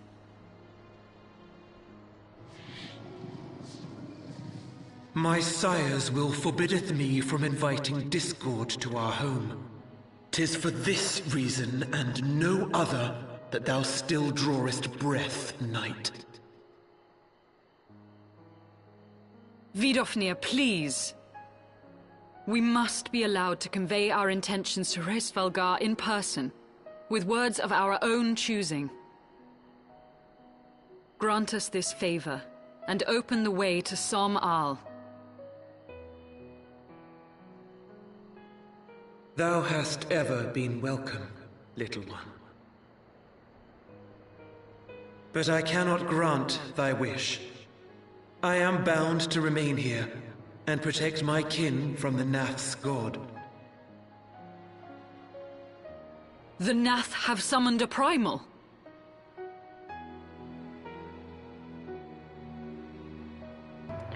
Yorva's like, yeah, I'll beat that up. Pray excuse my forwardness, but if we were to eliminate the threat to your territory, would you consent to Lady Izel's request? Ha! Dost thou imagine thyself equal to the task? To succeed where dragons have failed?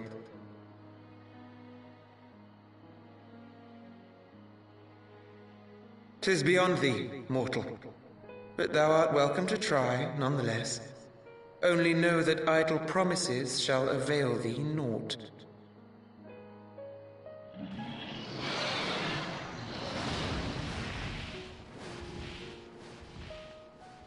It would seem we have no choice but to make good on Alphino's offer. Why must our every bid for peace breed yet more war?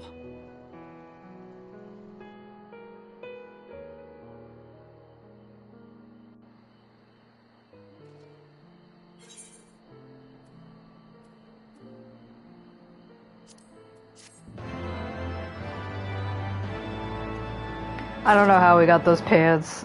Vidofnir's like, I dropped some pants on the ground, here you go. Yorva's like, it's really weird that, you know, I keep coming across these, Sorry,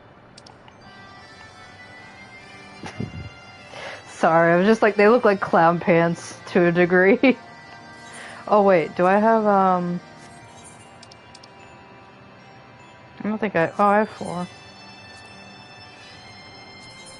I like having the, hakama. She's like, I don't look like a samurai much anymore. There we go. Good enough.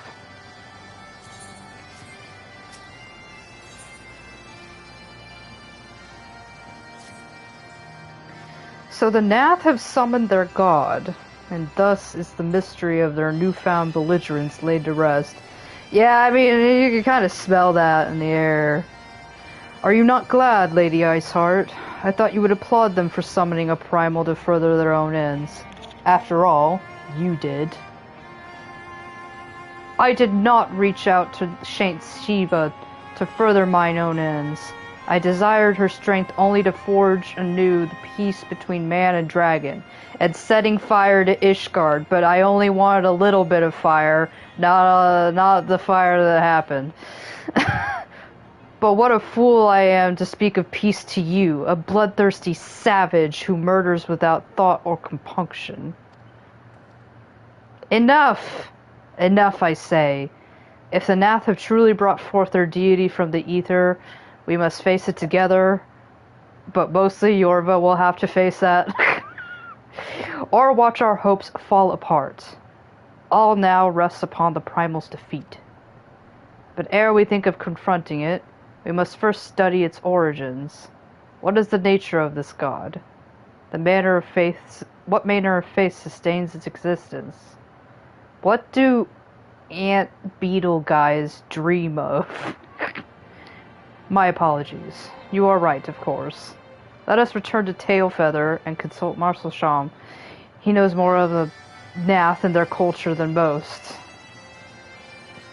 We go up to him and he's just like, I don't know the minds of beetle ant people with guns.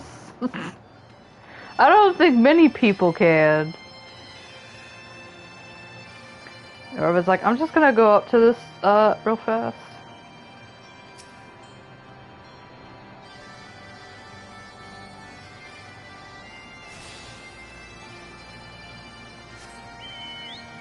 And then I think we can just teleport back. I think I have money.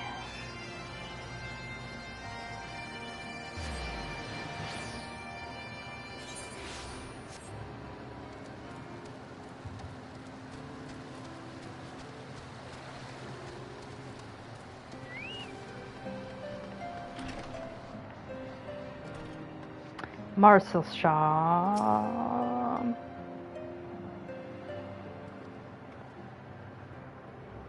Oh, back already, are we? That only took like 5 hours, right? Oh, I met the Nath, did you? And what is it you like to... We want to... Yorva's like, we want to beat up their god. He's like... I'm sorry, what? Summoned a primal, you say? 7 hells. Well, I don't know bugger all about Nath religion. Like I said, I was like, we're gonna go up to him, and he's like, I don't know what the... Well, I don't know bugger all about Nath religion, if I'm honest. Beyond their trading habits, there never seemed much point in asking. We just wanted money. But it shouldn't be that hard to find out. From time to time, we barter with a small hive to the north and west of here. Outcasts from the main tribe, from what I understand. I reckon they'd be willing to tell you a bit about themselves, if you give them the right incentives. That sounds promising. And what exactly would a Nath consider to be the right incentives? Oh, nothing your average hunter couldn't scrounge up in a day or two. But seeing as you're in a hurry, you might want to divide the chores amongst yourselves. You'll want a good-sized jar of landtrap nectar, a basket of calam tree fruit, and, always a Nath favorite, a generous portion of young Nanka flesh. I shall gather the fruit.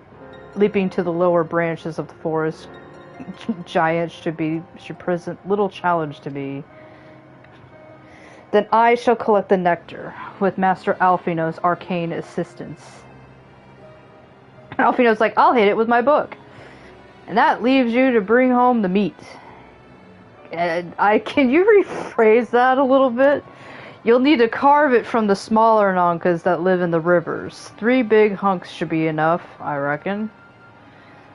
Once you've got everything together, you'll need to set it down at what we call the trading post. Here, I'll mark the spot on your map for you. You have been most kind, Master Marcel. Well then, let us attend our respective tasks and reconvene at the trading post. I need hardly add that the last one there is a rotten Nanka egg. Alfino.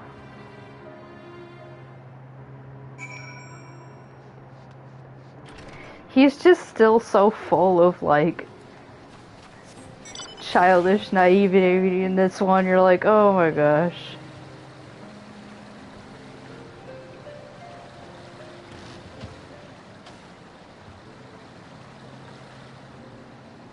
Alfino realizes in a realm reborn that he doesn't want to be an adult. He just wants to live his childhood out just a little bit longer.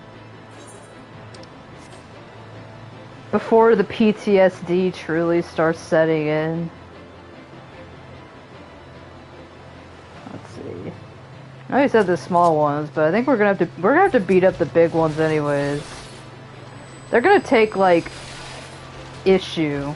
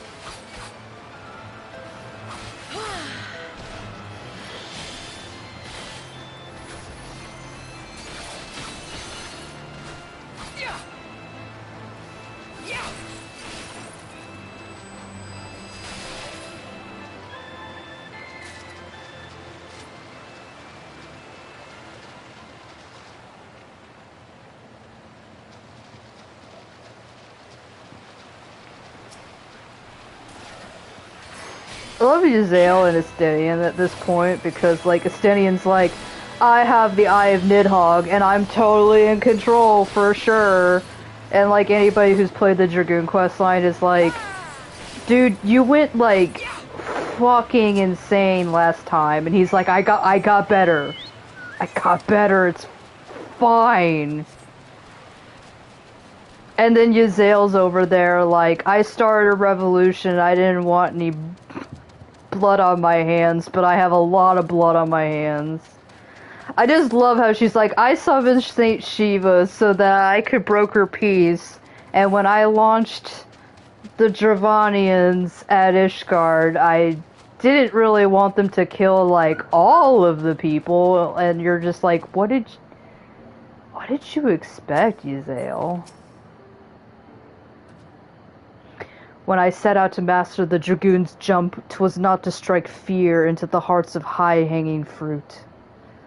Oh, Estinian, when you wanted to learn the Dragoon's jump, it was to jump yourself straight out of windows. We all know what it's for. He's like, I like to be on rooftops. It's my favorite thing. Master Alfino possesses a rare talent for the arcane arts. Should he continue to apply himself to their study, he will become a formidable mage in time. You may be even able to take him in battle and he won't suck. Can you imagine a future like that, where you just take him into battle with you everywhere? I was able to gather a goodly amount of nectar from the land traps, though I would not have known how to harvest it without Yzael's help. Do you have the Nonka meat? See, like, Alfino at this part's like, I need 2 adults, and Estenia and Yzael are like, okay, we're gonna raise this kid for a little bit, because he doesn't know how to collect sap, he doesn't know how to collect firewood, like, this kid needs help. Splendid. I shall put this with Estinian's fruit and assemble a suitably generous-looking hamper for the Nath. Where'd you get the hamper?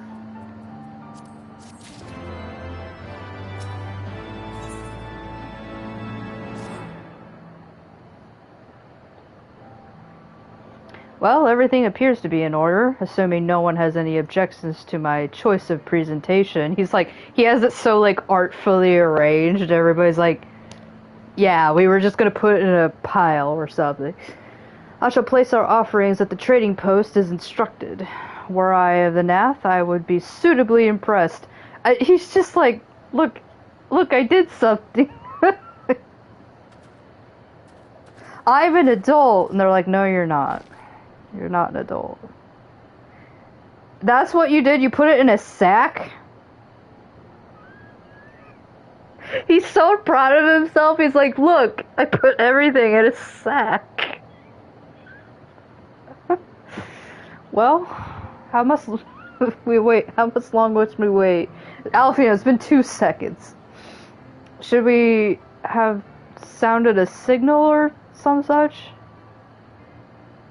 Yorva's like, Alfino, it's been 2 seconds. Calm yourself, Master Alfino. Our offering has not gone unnoticed.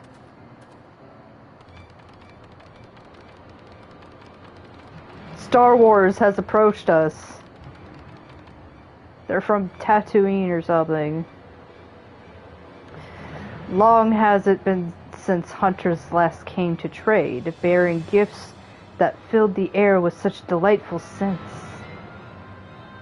Landtrap nectar, calam tree fruit, and nonka flesh. What delectable foods you have brought for us. Our meager existence is much enriched by your bounty. Come, hunters, come to our hive if you would trade. Cramped and stifling our homes are, but the rancid incense keeps the dragons at bay. Cramped, stifling, and horribly smelly! But better to live in stench than be cracked and crunched by dragon jaws, yes? Come, come, it's not far. Everybody's like, oh boy, can't wait.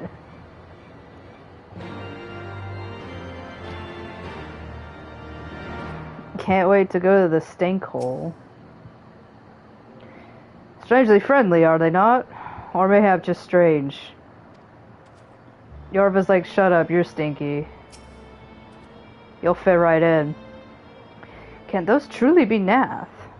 Were it not for their appearance, I would think them wholly unrelated to the savage creatures that attacked us on the road. They also are colored differently. I wonder why that always happens with beast tribes that are separate from the rest. These Nath seem harmless enough. Almost jovial, even. They really like Stinky. I would prefer, however, that we conclude our business with them as soon as possible. I hate Stinky.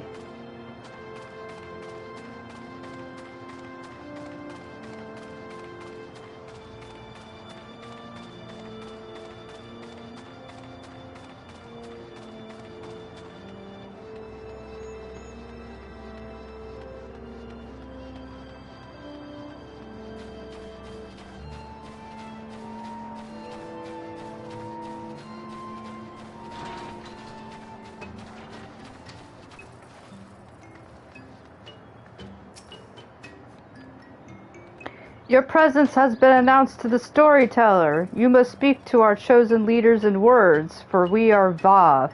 We are non-mind. We have 0 brain cells, and we like it here. Should voice them like, we are human. Definitely. Welcome to our hive, hunters. You have brought delicacies which much sought after our people, and we are much pleased. What would you have in return? Would you like this stick I found?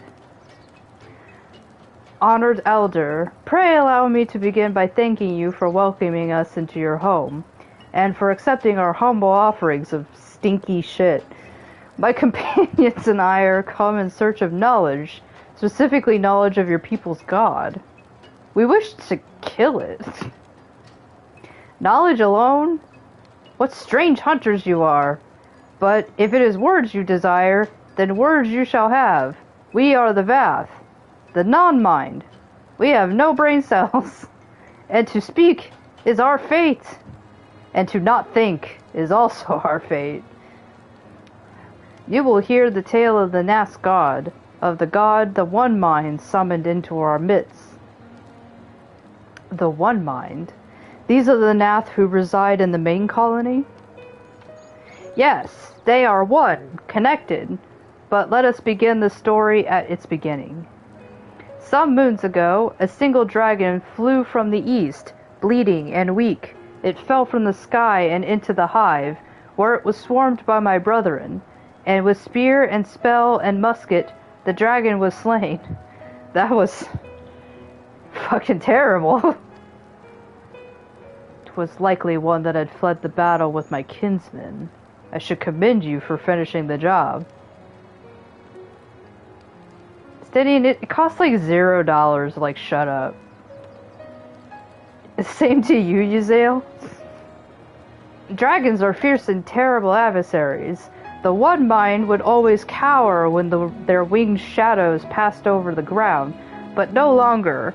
They had learned that a battle-weary Dravanian was easy prey, and then they got chatified. They just felt like they all started hitting the gym, and it was awful. Thus did the one mind decide to heed the words of the black-robed men. You know, nobody important. The one mind would call forth our god and unleash his blades upon the dragons. Dravanian lands would become Nath lands, and and ever larger would grow our domain. Everybody likes having ant beetle people everywhere, right? But our god ever hungers. The price he demands in crystals far exceeds the rewards for this war. We of the Vath despise and revile his insatiable existence. Do you want this ring? It's just... Oh boy, a lot of these quests are like, is this where we're ending it? What do we need strength, right? Yeah. Alfino's like, oh, okay, and then he just, like, gives the ring to Yorva, like, this is yours, I guess. He's like, you want this ring?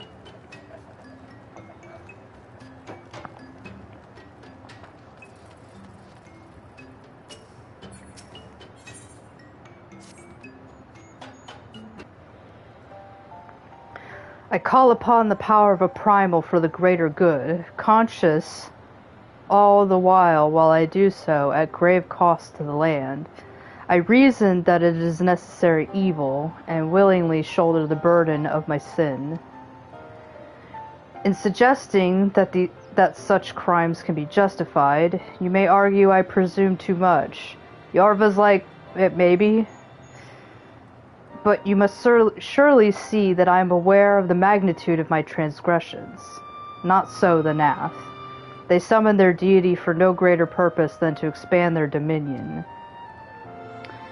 To a scion of the seventh dawn, one sworn to eliminate the primal threat, the distinction you draw seems questionable at best. Alfino's like, we still had to beat you up, like, regardless. But the fact remains that my own grandfather risked unleashing the power of the 12 in an attempt to prevent the calamity.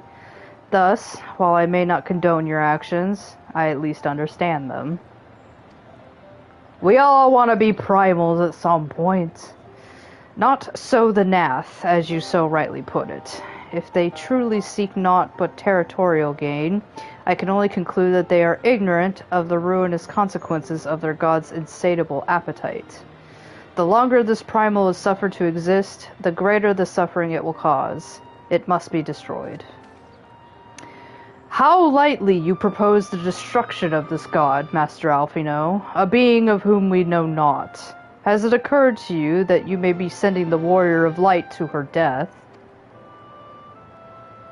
No, well, you see, she's killed so many. To be fair, Yorva's like, I kind of signed up for this. This is kind of my job. You have the right of it, Estinian. 'Twould seem it is I who am guilty of presuming too much. I should at least ask her. Pray forgive me, Yorva. I will ask you, like, formally. Yorva's like, it's okay. I got a katana. It'll be fine. Wait. Yorva need not face this foe alone. Like her, I am blessed with the Echo's protection, and may do battle without fear of primal influence. Let me bear this burden. Ha! Do you truly imagine yourself a second warrior of light? Remind me, how many primals have you faced, my lady? Like, Estinian said all that beforehand, like, oh, you're just gonna volunteer the Warrior of Light? And then he's just sitting here like, yeah, but the Warrior of Light's killed like 10 of these guys. And it's like, Estinian, what do you want? Like, is there any winning here? Not that it matters. We know not where this god resides or how to challenge it. Unless you mean to pray until it happens.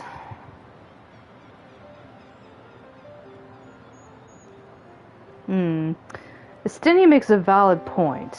We always have to look for these things. It's almost like there's a quest line involved.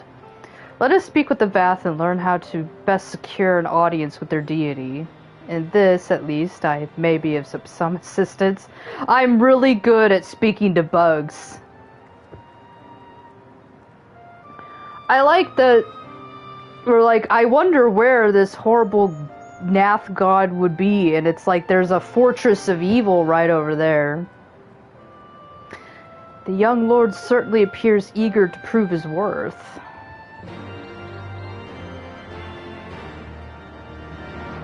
Yeah, bug whisperer. Like, we all didn't just have a conversation with one. Must be some way of infiltrating the main colony. I like that he's talking with the vendor, who's like, do you want some items? What do you got for sale? He has a worm. That's it. That's all he had. Not even Gazal greens or anything. He just... This is what you have? You have a magma worm? Okay.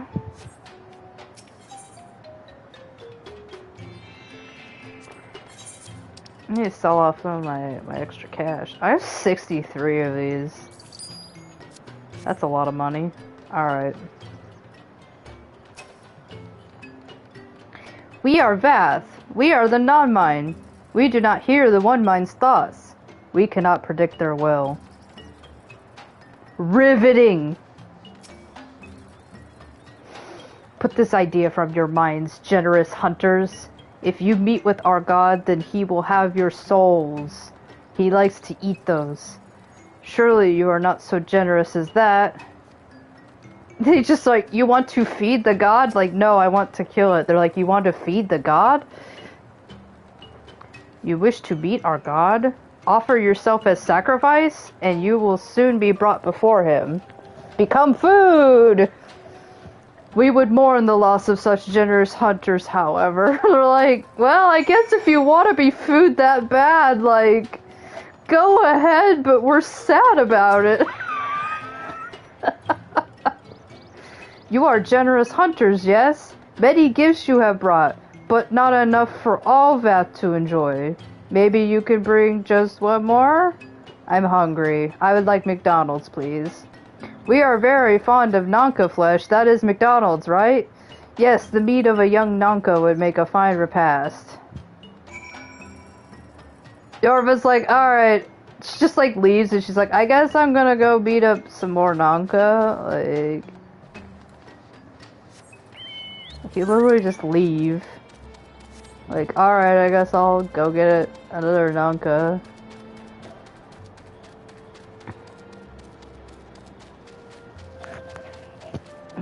Drink some more water.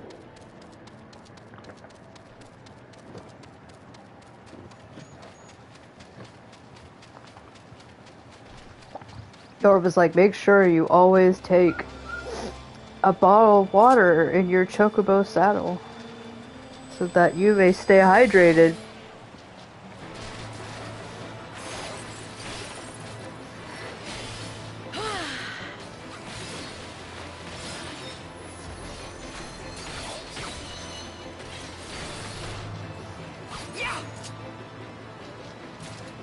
Alright.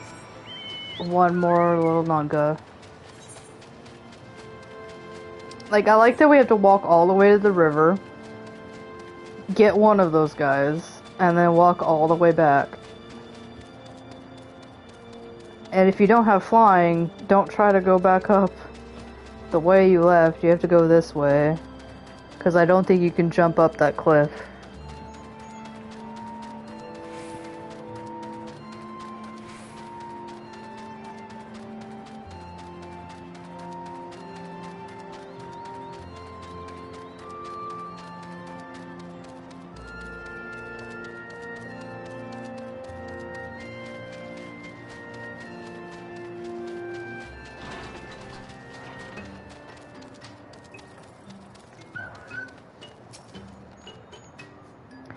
We Vath do enjoy our Nanka flesh.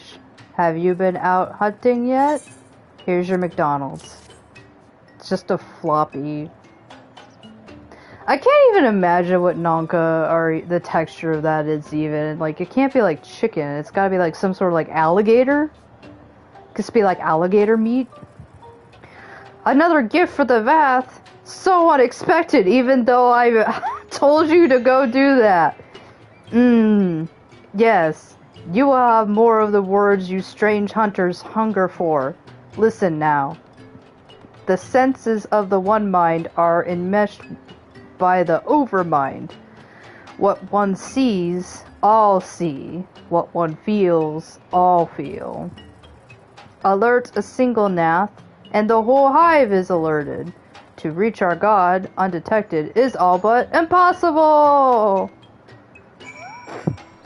Thanks. I do not envy the Ant-Man their bond. For every man's mind made known to his neighbor, Ishgard would not last a bell. Can you imagine what sort of thoughts all of Ishgard would share with each other? How strange must spoken language seem to those who once shared minds. 'Tis little wonder that Vath are by turns so obscure and transparent in their meaning. The Vath are wont to allude to certain concepts without explanation, but I believe I'm beginning to grasp a few of the fundamentals. From what I understand, the king-like overmind sits at the center of the Nath society, and its presence somehow allow its subjects to communicate without need of word or gesture. These Nath, the ones who inhabit the larger hive, are known as the One Mind, and it was by their combined will that the primal was summoned.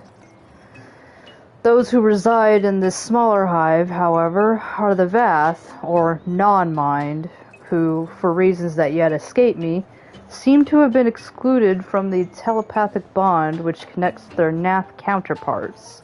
Thus are the Vath ignorant of the One Mind's thoughts and intentions, and of the nature of their own god. In summary, we have wasted our time.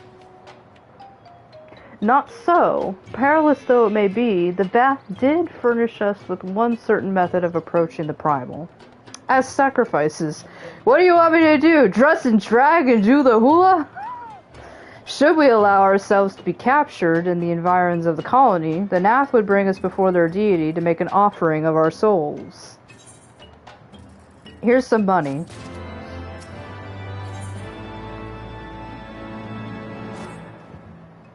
Forgive me, but let us be clear about what it is. Alfino's like, hold on, what are we doing? You mean to dress and drag and do the hula? You would deliberately provoke the Nath, surrendering yourself into what might generously be termed their custody, and then wait until the god arrives to claim your soul? Aye. That very well describes what... Yes, Zale's like, did I fucking stutter? You will join me in this endeavor, will you not, Yorva? Yorva's like, I've always wanted to try my hand at drag. I just hope I'm good at it. Judging by the great risks you took to preventing the summoning of Saint Shiva, you are not a woman to err on the side of caution. Yorva's like, I wouldn't pass up this chance. Would that I could fight at your side, Warrior of Light, but I am not good at drag at all, and I also would just turn against you, but... The power of the dragon is no protection against primal influence. Forgive me, but I must remain here with Master Alfino and probably read him a book. Then it's settled. Yorva, you and I shall challenge the guards at the entrance of the colony. Once the hive is roused, we shall feign a brief show of resistance. We'll be like, oh no! Oh, I guess we're gonna die here in the ant colony. And then allow them to take us prisoner.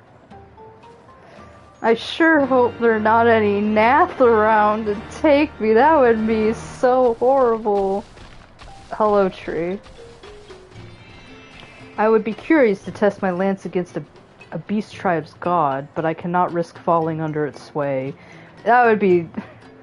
Can you imagine me being possessed by something so powerful that it would control me? Like, that would never happen.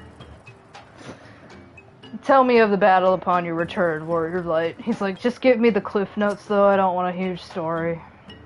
Estinian's words stung me more than I care to admit. I'm an adult. It would seem I've begun to take your victories for granted. Do be cautious, my friend.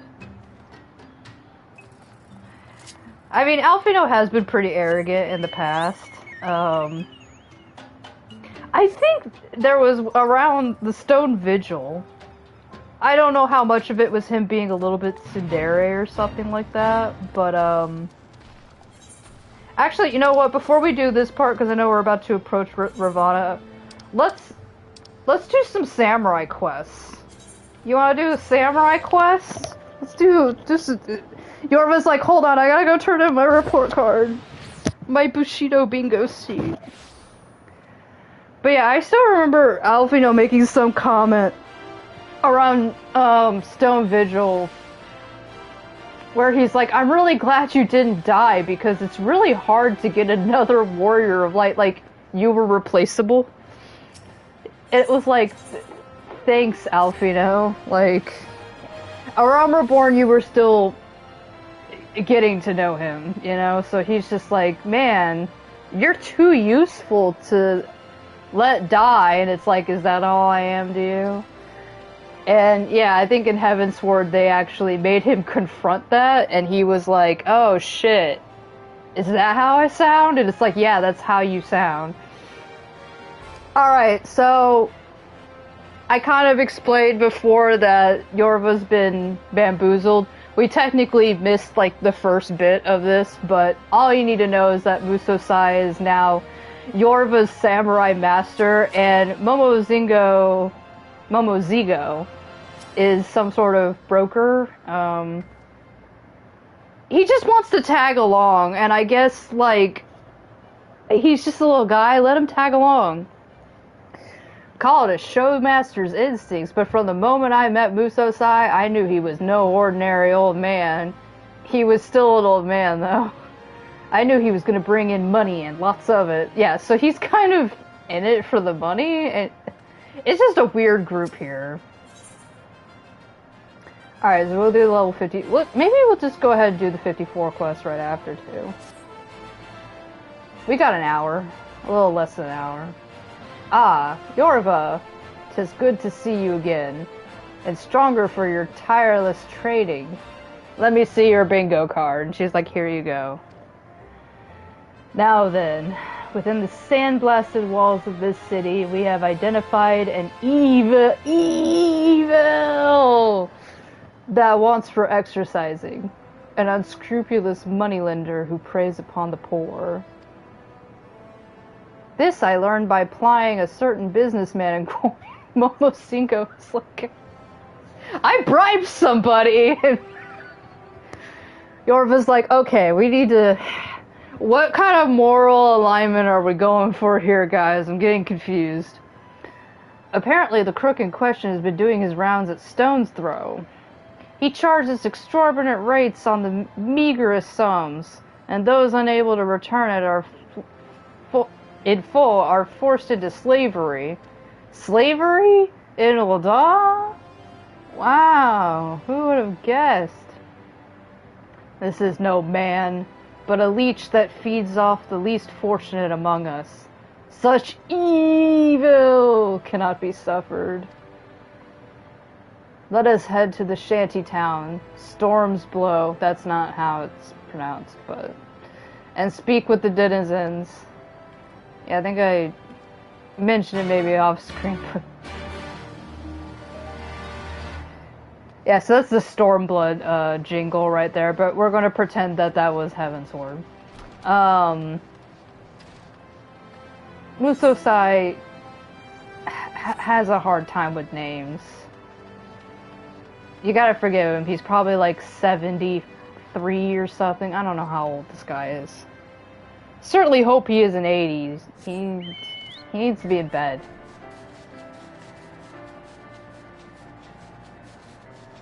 So the place is called Stone's Throw, not Stone's Blow. Sure, I can tell you about the moneylender. Was played for a fool myself, and I've only got myself to blame. Fool me once, shame on me.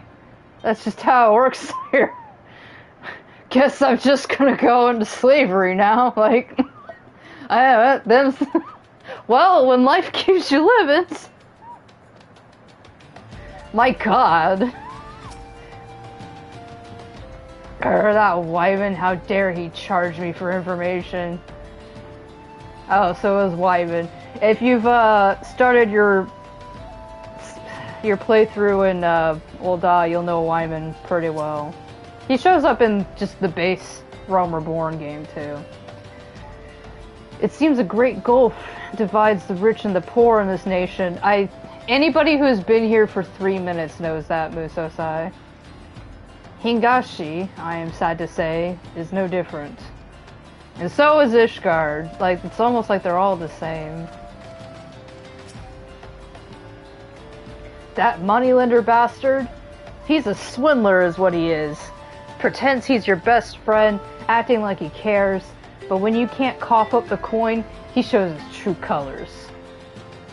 I'm spitting on the ground. Can't do that in my bedroom. That would be gross.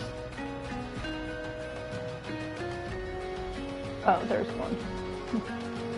I'm spitting on the ground now. I threw it on the ground.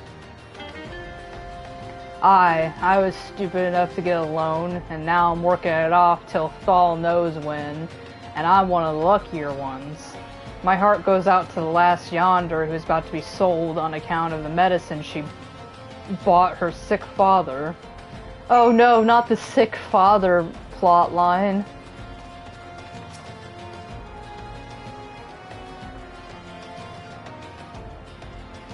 It seems I was too kind earlier. This place really is shit. This man is no leech. He is the stain that night soil leaves behind. What? Are you saying he's the stain that people who shit their pants in the middle of the night? Let us seek out this dawn-trodden damsel who sought only to do right by her father. I shall find Momozingo. I just keep wanting to put an N in there. Momozingo. And join you presently. Yeah, it's like, hey, that's quite a creative way to say he's a shit stain.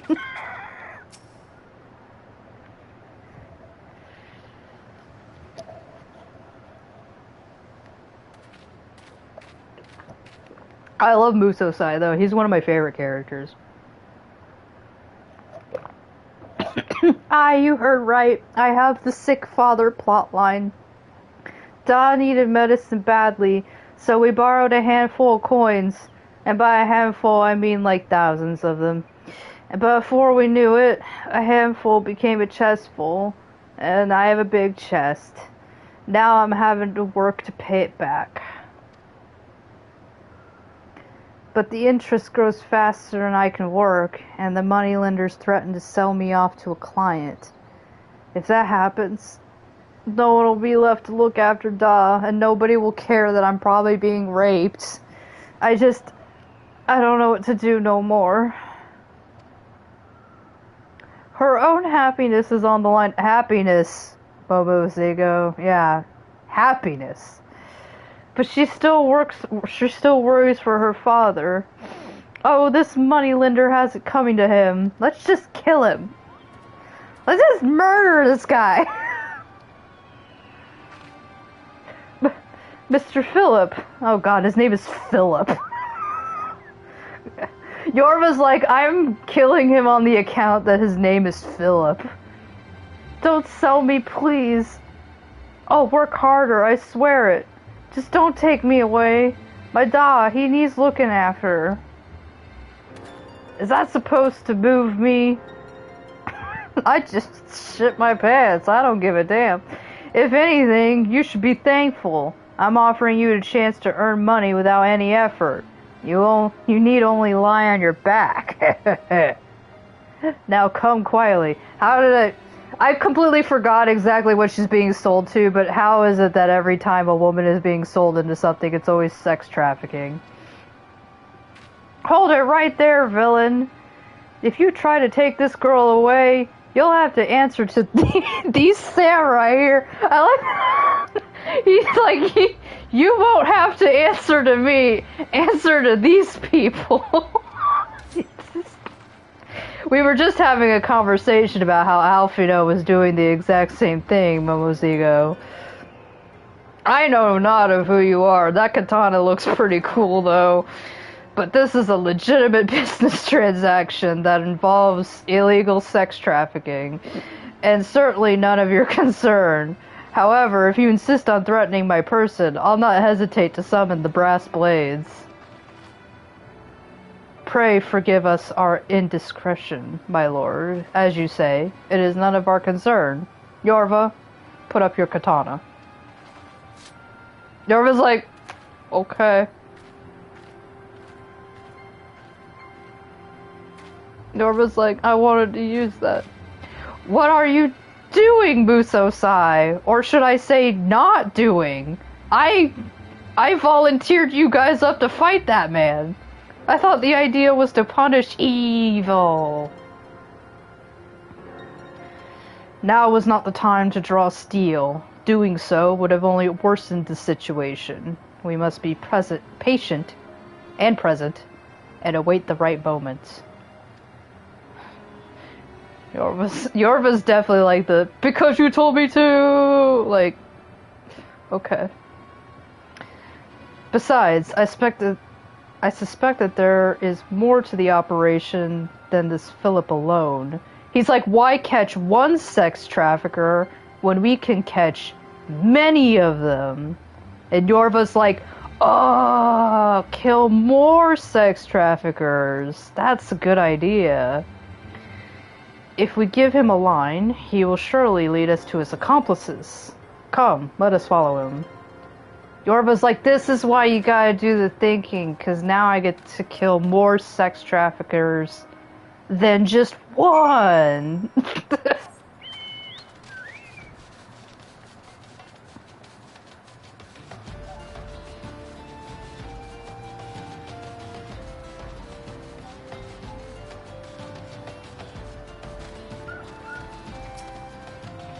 Just you wait, Philip. We'll get to you yet.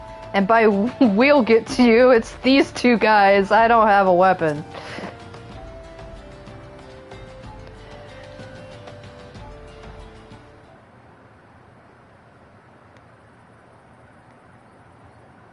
It appears our man is meeting someone. Ah, speak of the devil. Another sex trafficker. It's Brass Blades. Who would have fucking guessed? Even with the rags displayed, she's a beauty, yes? I trust she will serve to stay in your good graces. Oh, you've done yourself this time. You've outdone yourself. You've just done yourself. Go fuck yourself. You've outdone yourself this time. Yes, she will serve very well. Very well indeed. You may continue to conduct your business freely. You know, I'm pretty sure somebody's done a Miss Piggy Warrior Light. And I'm pretty sure somebody's done a Kermit one as well. She's being used to bribe a brass blade. That's pretty typical around these parts. It's almost like nothing's good when the brass blades come involved. With the exception of maybe Foofaloopa. And a commanding officer at that. Ah, damn that scoundrel.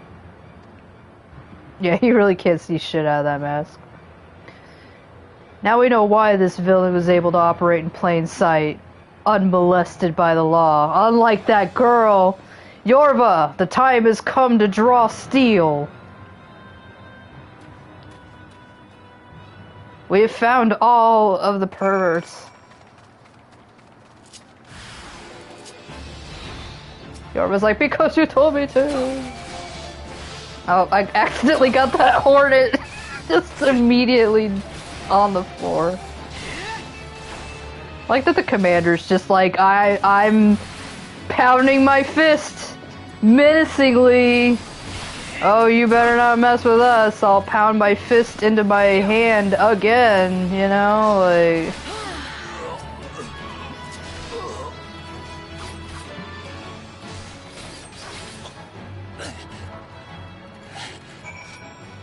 And now he's cowering. Don't hurt me. I surrender. Yorva's like, is this the shit stain you were talking about earlier? She's like not getting the message. Oh my god, he's just screaming, Mammy. Who says Mammy in this day and age? Even back then.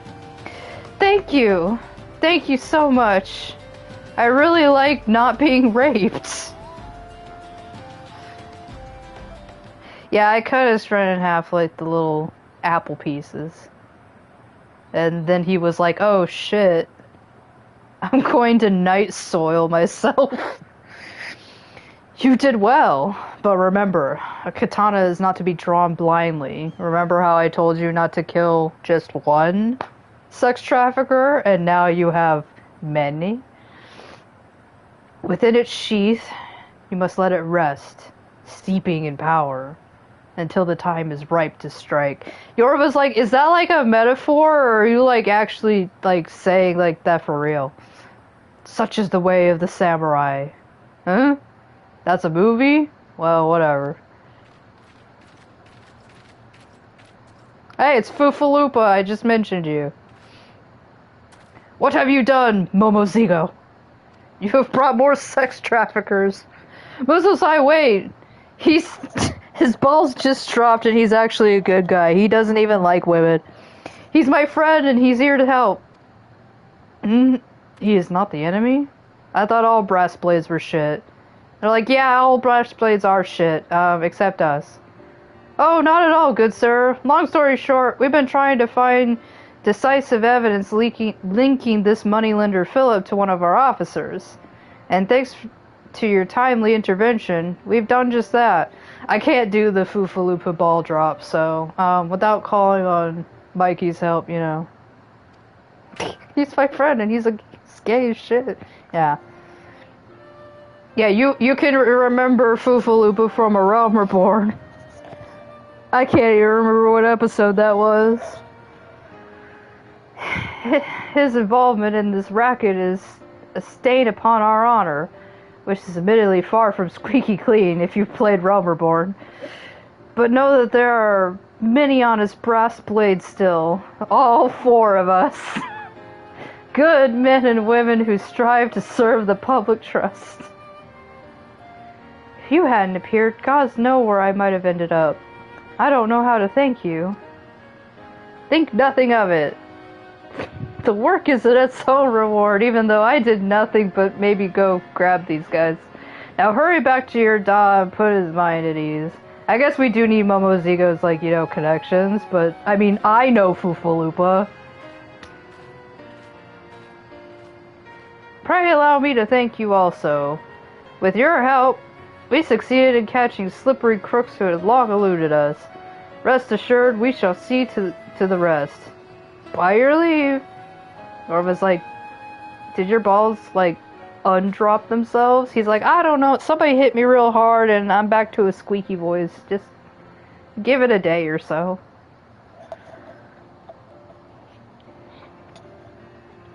For a moment, I thought you had given us up to more sex traffickers. Next time, I would think you to share your plans. Ha ha ha, have a little faith, will you? Thanks to my spontaneity, we managed to wrap this up in a neat little package. Fufalupa, he and I go a long way. Not like that, though. I swear. Fellows as honest as they come. I do not doubt it. Now then, our work here is done. One fewer evil afflicts the realm. Yorva's like, you said it a little bit different that time.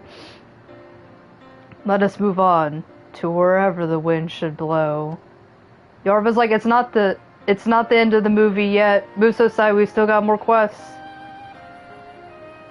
And the wind blows. There is a sequel to this movie. She's like, that wasn't a really long movie, Muso-sai. To the sea. Momozigo, pray, take the lead. Right. There's a lot of sea around here, Muso-sai. Like, what do you mean by the sea? I guess Limsa Lominsa?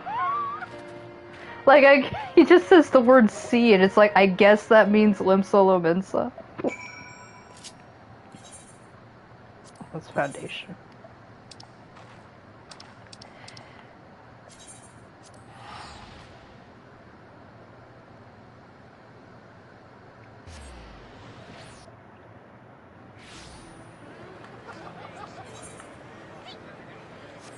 I think I know the Aft Castle.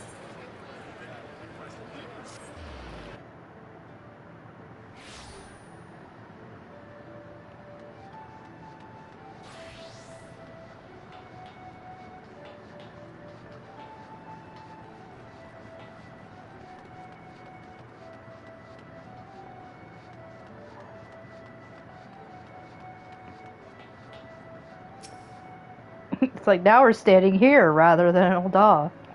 Ah, I do love the sea. There's something cleansing about it. And I don't mean just taking a dunk. Zigo, did you... Okay. Such a vibrant port city, brimming with people of all races and creeds. Mayhap one day Hingashi too will learn to open its arms to the world. But you have not unlocked Stormblood yet, so that won't be it. Now then, as before, Momozigo and I shall seek out evil and injustice in this place. Pray use the time to further hone your skills in our art, that you might stand ready to contend with whatever villainy should manifest.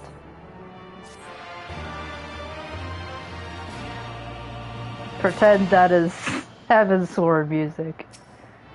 And then Yorva's like, you mean like this other bingo card? He's like, oh, you've already, wow, you've done a lot since we last met, okay. Yorva, your katana has come to sit well at your hip. 'Tis plain your experience exercising evil has matured you as a samurai in a matter of seconds right before my eyes. I had an eventful time in this salt-kissed city for the past 5 minutes we've been here. In the course of seeking evil, I came under the suspicion of the local peacekeepers, the Mellow Packets. He is wrong, that is the Yellow Jackets. A serial killer has been terrorizing these parts. Like, that's quite a leap. We went from sex trafficking to, like, that is a serial killer. 'Twould seem whose weapon of choice is an uncommonly sharp blade, one not unlike ours. And so I found myself confronted and questioned. Yorva's like, who else is wielding a katana around here? Like, I thought I was special. Thanks to Momozigo's testimony, however, Momozigo's like, look at this guy. He's old. Look at him. However, the pall of suspicion was quickly lifted. Not only that, but we were even permitted to examine the victim's wound. There can be no doubt. They were inflicted by a katana. Yorva's like, no, it's always supposed to be me and only me. The killer may well be a samurai, yet a true samurai does not take life without just cause. Murder is heinous in its own right. Committing it with our noble weapon compounds the crime. Such evil cannot be suffered. So there you have it. We're going after a serial killer. It's like, Momo. Okay. I must say, I'm morbidly excited to meet a serial killer? Right. Let's begin by talking to people in Hawker's Alley. Yorva's like, wait, hold on. So I'm not supposed to just take out my katana for any reason. Like, I'm supposed to just sit here. Like, Yorva's looking back at, like, many moments that have happened in just the last week where she just started chopping people up, you know?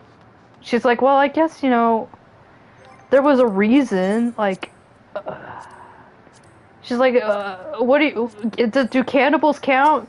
Do cannibals count? Muso-sai, I need to know. Like, it's okay to hack up cannibals, right? It was self-defense.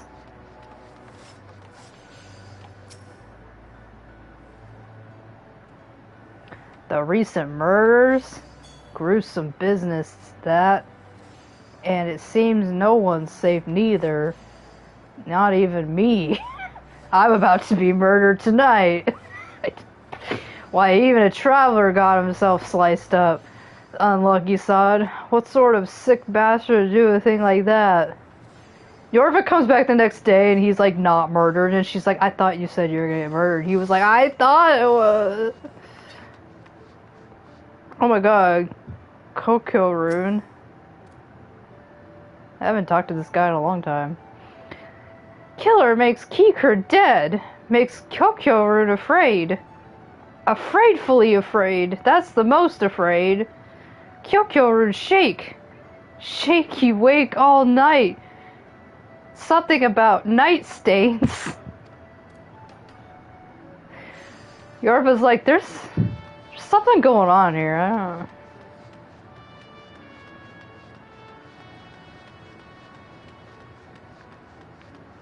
Yorva was sitting there like, nobody says night soil. That is a made up thing. And then all of a sudden, like, everybody's saying it around her. And she's like, am I the problem? The serial killings. Oh, don't get me started. We, all of us here, have been on edge. One of the victims was a regular of mine. Navigator rests his soul. And I pray that the culprit is caught soon. Now I gotta go find another guy who likes Rollin' Berry cheesecake.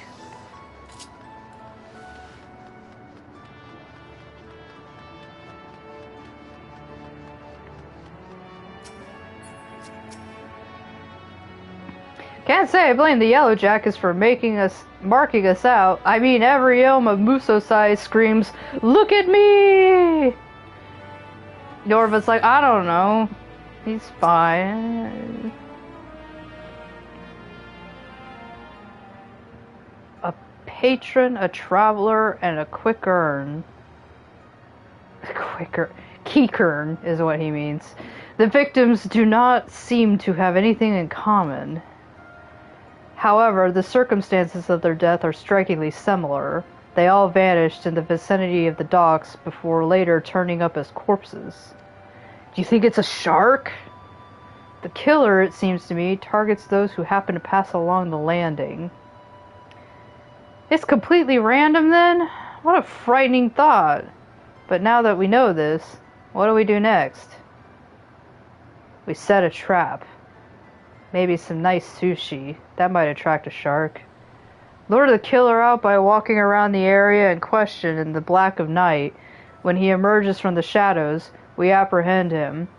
Also, this is going to be a great plan because the two of us are, like, obviously wielding katana on the sides. Like, no smart killer is going to take that into account.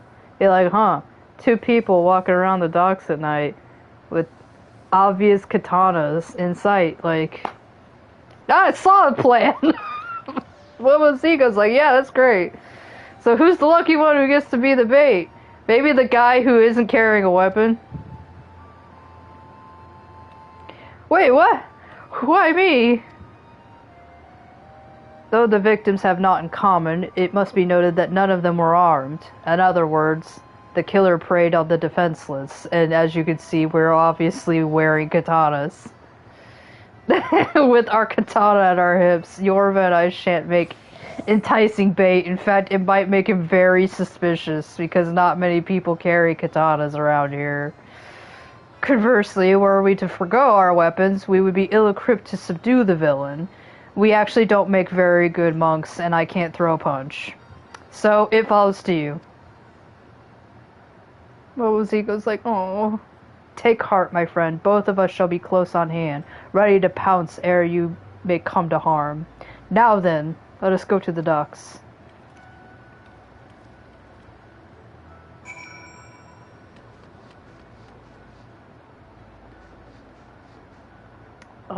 How do I get down? Oh, there we are.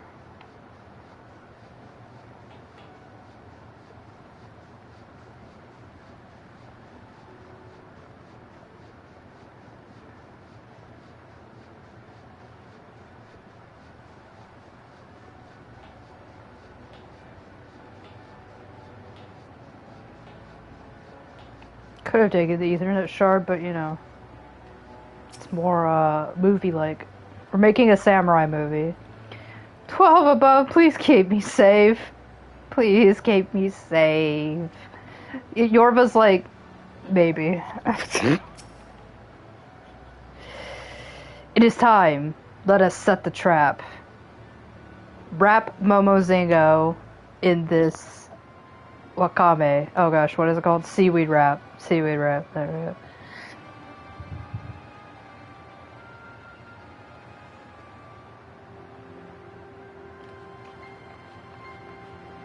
Is a Lalafell in ninja clothing. It's him! And he ran away. That blade. I didn't know they made it Lalafell sized. How many Lalafell are in Hingashi? By the kami, Momozingo. That scream was loud enough to wake the dead. Small wonder the villain fled with such haste. It wasn't intentional. I also performed in night soil. What's done is done. Besides, our mission was not entirely without fruit. I have a new pair of pants for you. This killer's blade. It is known to me. It's, you know, we can just look at things and find it. Some while ago, a wealthy merchant of this land came to Kugane, a port of Hingashi. You know, because you haven't played Stormblood yet, you wouldn't know that. The man had a fetish for blades and proceeded to buy up the finest he could find. He's really just coming out saying, like, this guy is a fetish. A chance to inspect the wares at one of the many swordsmiths this merchant visited, and noted a unique katana marked for delivery to his ship. I like that you just came by and, like, perused this guy's wares. I mean, not that he wasn't extremely suspicious, but it's like, that's not weird at all, Muso-sai, to just come by and be like, what did this guy buy? The self-same katana the killer wields. Furthermore, according to the shopkeeper, the merchant was a laughabell. Muso-sai, you're talking to one right now. It's Lalafell. A wealthy Lalafell merchant, you say? Well, in this area, there's Kageruju, which I wouldn't put it past him to have a lot of swords. I once entertained with a dance troupe. Wait, were you a dance, Momozingo? But for all his vices, he didn't strike me as a serial-killing sort. Yorva's like, I've also met him. I don't think he would know how to do it. So, be that as it may, this is our sole lead for now. Where do we find this man? At his resort in Costa del Sol, most like, but I'm doubtful he's the one we're after.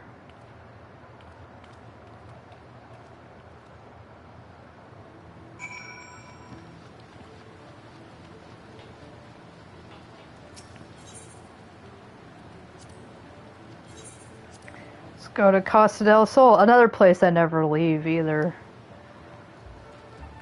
After we're done with this quest, we'll wrap things up, and then we can go take on Ravana.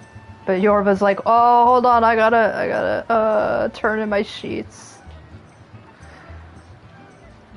I can't beat up Ravana yet.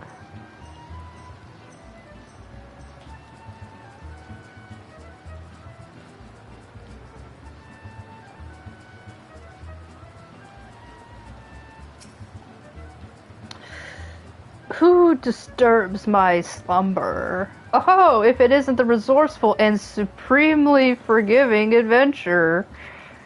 I see you've brought company today, and of the Far Eastern persuasion besides. How very exotic. Yorva's like, Geruju, you can't call them exotic, that's really racist. But come, what is it you wish of me? Truly now, yours truly, a suspect in serial killings. He's like, me? Suspected of serial killings? I'm actually flattered. But of course it is a mistake, and no mistake about it.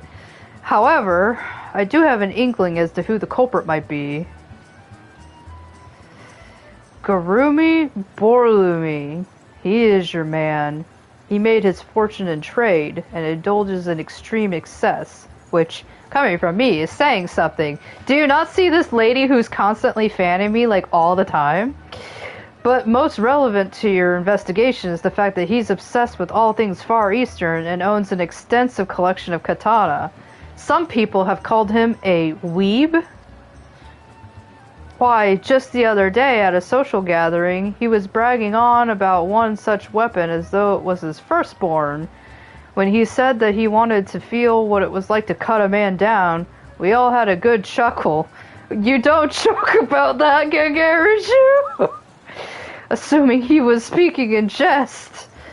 The man did always strike me as touched, but to think that he would actually go and do the deed.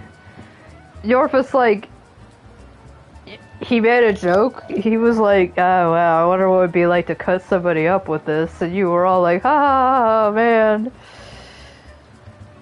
The man you're looking for is called Murdali Serial Killy Alley. I found a new Lalafell name if anybody wants to take that, like. To kill simply to satisfy his own twisted urges. This is no man, but a fiend in a man's skin. Master Geruju, we were wrong to suspect you. You are but a man-child. We humbly beg your forgiveness. Will you tell us where to find this depraved creature? This... Yorva's like, I think depraved is one thing. I think he's a sword incel. God, what is the word that we call people where it's that guy who's like usually a neckbeard and he's bought like so many swords from like Ren Fair on his ship where he lives. Or he's on his ship where he lives. Don't you know that? Where this guy lives? Sword incel. It's anchored nearby for now, but I should warn you that he recently mentioned wanting a change of scenery. He said something like, I want more blood in my scenery than this, and left. Ah! A ship. It's going to be tough to sneak aboard. But if we miss this chance, who knows when there'll be another. Oh! Thank your lucky stars, for it just so happens I've received an invitation from Gurumi Borlumi to attend a banquet aboard his, and I quote, vessel of myriad pleasures. Oh my god, this guy is an incel. You may have it, a small token of my remorse to you, my dear adventurer. I can't remember what you've done, but yeah, okay. Show it to the man's retainer at the pier, and you will be shown to his ship. And you, showmaster, I will lend you my garb. Disguised as yours truly, none shall raise an eyebrow when you have bodyguards in your company. With katanas! And with that, I bid you success.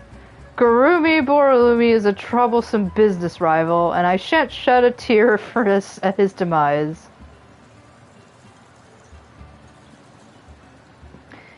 Geruju may be a billionaire, and he may be a man-child, but he's still a mostly harmless billionaire. We are grateful. Without further ado, then, let us assume our roles and head to the pier. Why do I have a terrible feeling about this? Well, you're the only Lalafell in the group, so you have to do it. being a Lalafell is part of your job description.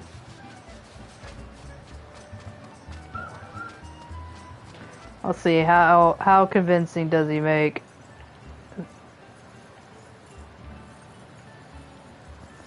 Oh, he even put on a fake mustache and a little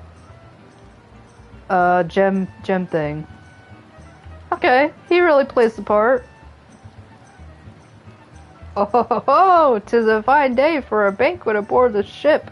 A fine day indeed. Wow, was that convincing?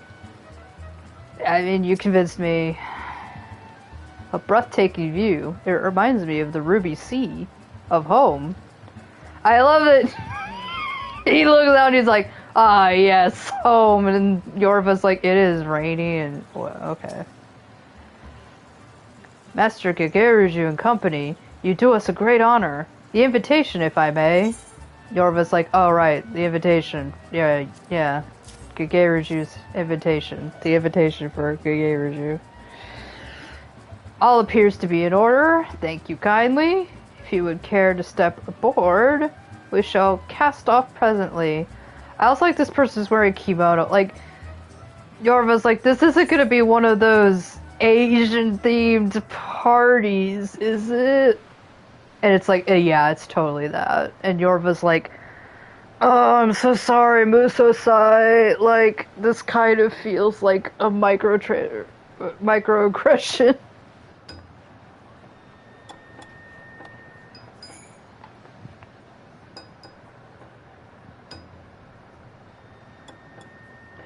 I mean, at least it's, you know, pretty accurate, and it's not like they're actually serving, like, real Eastern food.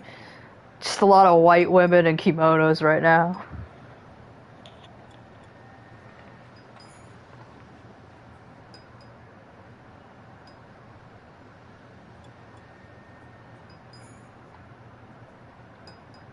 Yorba's like, you know, this could be a little bit more racist, okay.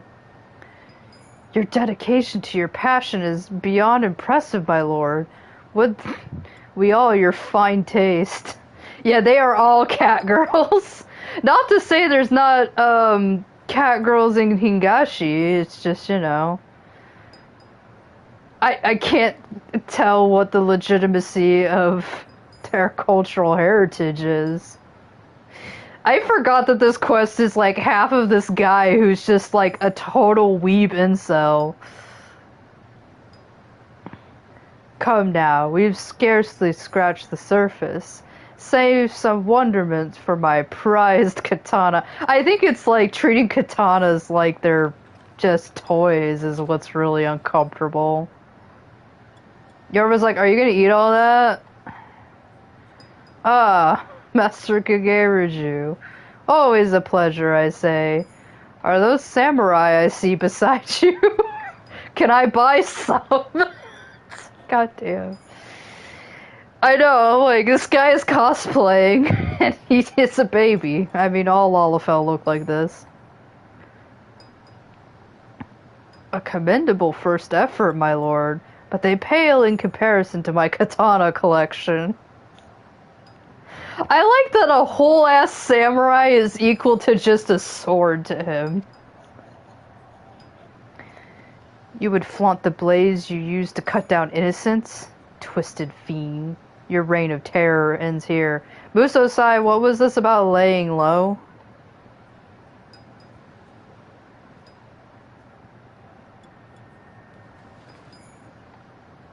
You are not Gageruju, are you? And yet I would swear we've met. Damn right we met. I'm the would-be prey who screamed his lungs out. I'm the one who shat his pants right in front of you. Ah, yes, I would remember that. That was really mad. It's from the other night.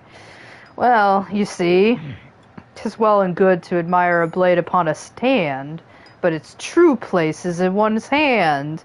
You see how I rhyme that? Lalafell are good at that. This I discovered to my sheerest ecstasy. Please don't say ecstasy, that's weird. The law is too good for the likes of you. You shall face the self-same end you visited upon innocence. Yorva's like, are we gonna do this in front of all the cat girls?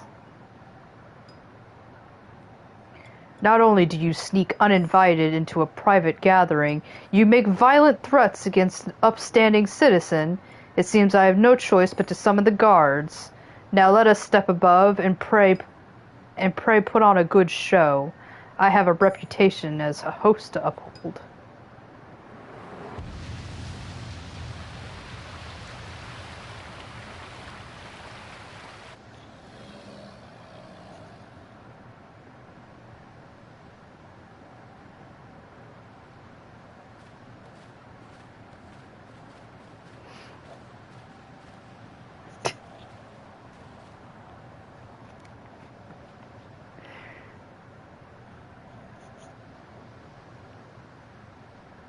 Austrian Koi. Time to work for your keep.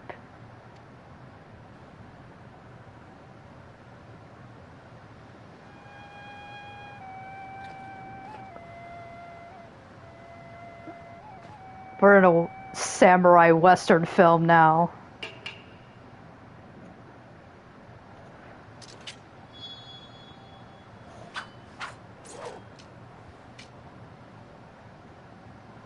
It's the real samurai. That is no way to hold a katana. Most anime has taught me this. You are no true samurai. How dare you reverse the blade! Yeah, this is Mikanzo. Ah, like there's a difference. A samurai is just a swordsman with fights with a katana. And this champion's gladiator is gonna show you how it's done. You heard that, Yorva? The difference is lost on this man. We must free him from his ignorance. Yorva's like, but actually that looks really cool. I want to do that. And he's like, no, you've corrupted my pupil. He's like, don't look, Yorva. And she's like, it is too late, father. I am now wielding the katana backwards.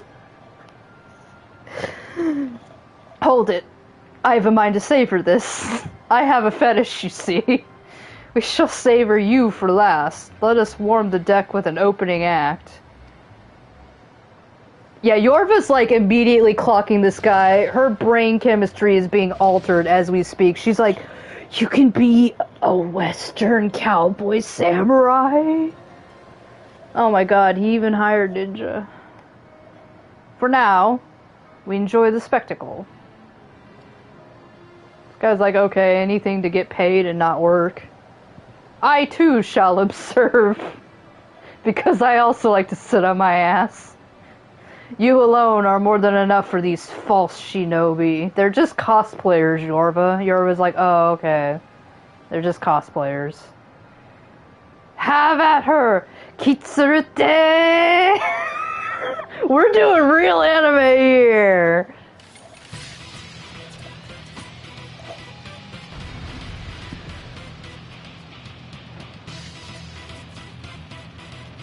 Yeah, Yorva's like, I'm gonna be pirate hat samurai. This is about part of your training. Muslim's like, yeah, it's training. Just, you know, this is your homework. Yorva's doing it because you told me to. Oh, I already know. Oka and Mangetsu, like, I know. He's like, remember, do your combo. It's like, yeah. Tenka Goken on their asses. Oh, is there another one already? I love that this is a very appropriate music. This is the same battle music when we're battling against goblins.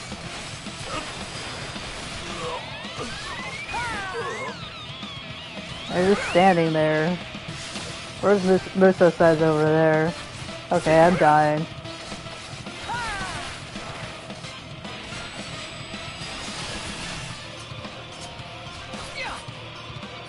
fight harder, he says.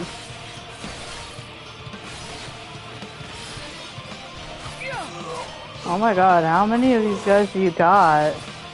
That's a lot of cosplay money you got there.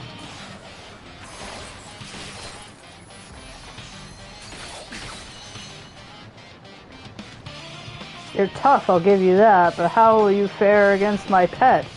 Feeding time, my pretty! What, I mean... 'Tis a fiend who resorts to using a fiend. The beast is yours, Yorva. The false shinobi you leave to me. Okay.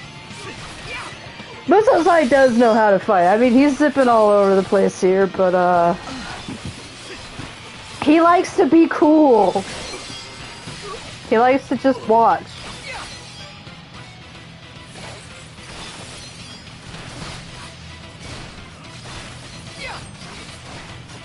Oh, I'm supposed to be evading his attacks.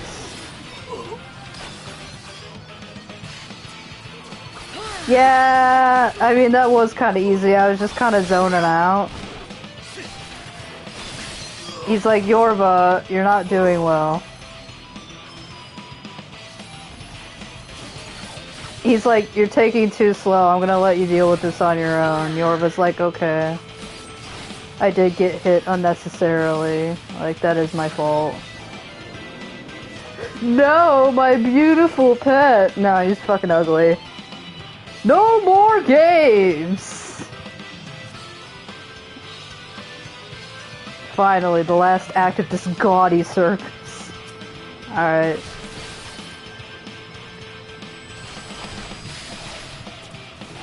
He is a pretender.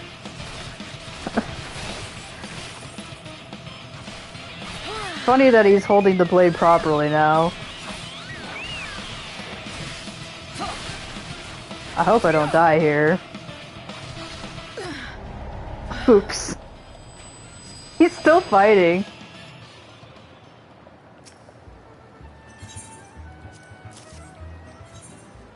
Just gonna, you know, set to very easy. That was probably because I got hit by the guy, because I wasn't paying attention. Do I have to beat up all the shinobi again? I do. That was just, like...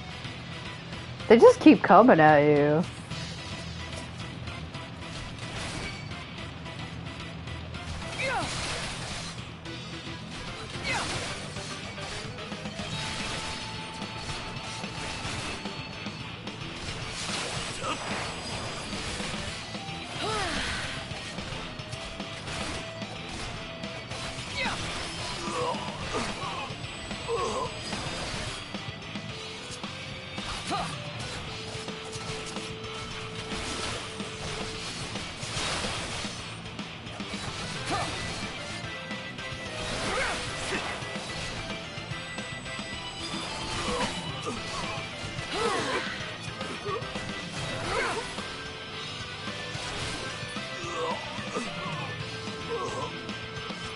Alright, now we're gonna do this guy again. This time we'll actually listen to Musosai. He was like, damn it, you dumbass. I'm trying to give you pointers.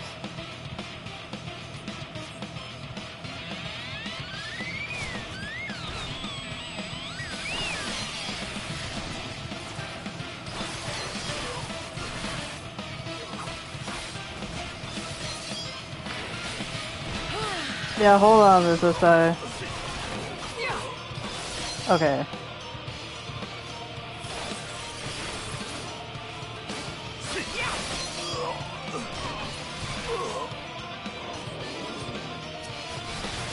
Okay, this time he didn't finish up.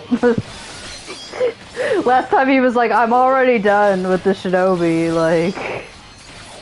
You took too long.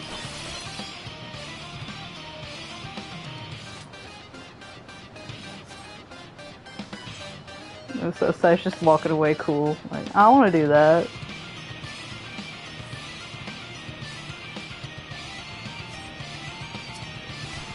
Alright, this time I have full health.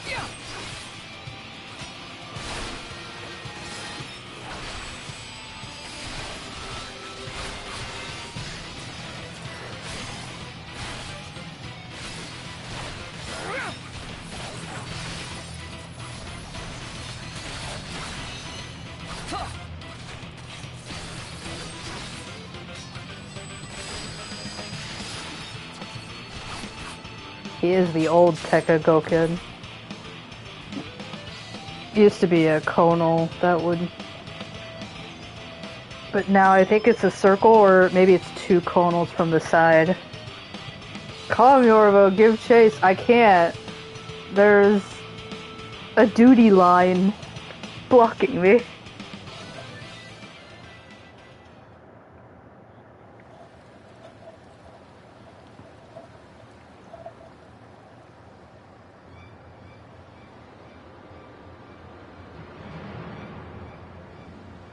This is as far as you can go, because we know you're an incel who doesn't actually work out. Can't run any further, he's just exhausted himself. Who are you? I'm a samurai, is it not obvious? I am Musosai, and beside me is my pupil, Yorva. She won this in a contest, and she totally was not bamboozled into this. We seek out the wicked and exact justice upon them, like we're Batman and Robin. Musosai?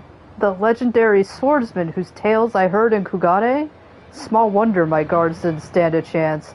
Will flattery get me not chopped up? Even legends bleed, and with my transcendent katana, I am more than a match for you. He's like, I can beat up an old man. Come, this blade shall drink deep of your lifeblood.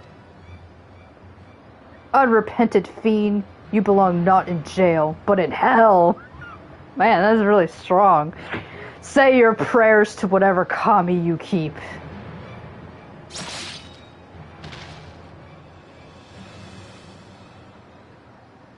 And then he just knocks him out. Yorva's like, you didn't cut him in half. You needn't befoul your blade with scum such as this. Yorva's like, you said he needed to go to hell, though. You said that. We have accomplished our goal of exorcising evil, and for that I am glad. But this outing leaves much to be desired for your training. I saw that you died. You could try to cover that up. For you see, a samurai learns best when he faces a fellow samurai of equal skill. Alas, they are hard to come by in this land, and a pretender such as that whom you faced is no substitute. He's like, you did poorly. I saw that you had to set it on easy mode to pass it, Yorva. Woo! We did it! Pats on the back for everyone. Especially me! Because I did so much. What's this about you being a legend back home? That's the only thing I listen to. 'Tis ancient history. Like myself, I'm very old. Whatever I may have been in the past, now I am but as you see me. An old man, long past his prime. But did you see me zip across the boat? Like, no man in his 70s could do that. Well done, my friends. You have rid us of a depraved monster, and by that a sword incel. His was a brutal end, but it was no more than he deserved. Justice well served indeed. Rest assured this mess will be cleaned up, as they say. What happens in Del Sol stays in Del Sol. Except everything else. We are in your debt, my lord.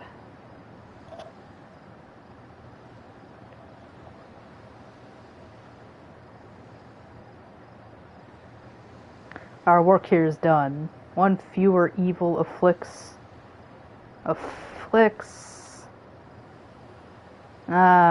He needs his nap, man. Musosai, are you alright? It's like I need to take my multivitamin. Worry not, I shall be fine. My endurance is not as it once was, is all. This is way past my bedtime. Come, my friends, let us move on to wherever the wind should blow.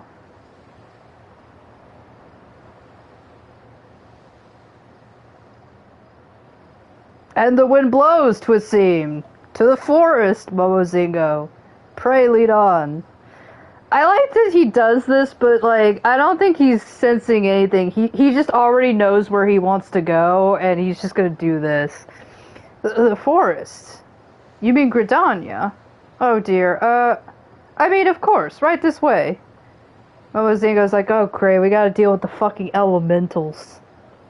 And Gridanians. The worst part about Gridania. Oh, it's bright out now.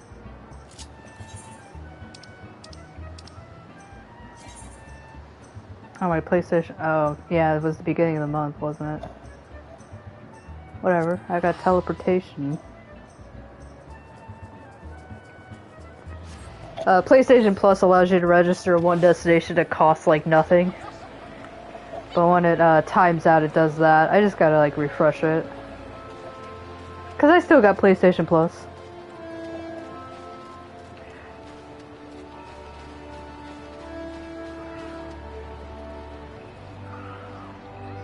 Now these guys are gonna sit here for a while. Momozigo, do you have to be like that? Like, you look like you're about to fall over. Ah, Gridania, always lovely to be here. Ah. Okay. Yorva's like, usually I'd just say he's weird, but he's weirder than usual. A nation at one with the forest. Simply being here is a salve for the soul. Yorva's like, yeah, but don't fuck with the elementals. Yet even amidst some seemingly serenity, untold wickedness may lurk. Until such time as we find it, pray continue applying yourself to our art. Here's another bingo card. Alright then. I'll go about making inquiries at once. Moso says like that was weird, but you know, I'm sure it's nothing. Alright, we'll take a rest right here and then we'll do the Ravana questline next stream. I will see you then. Good night, everyone.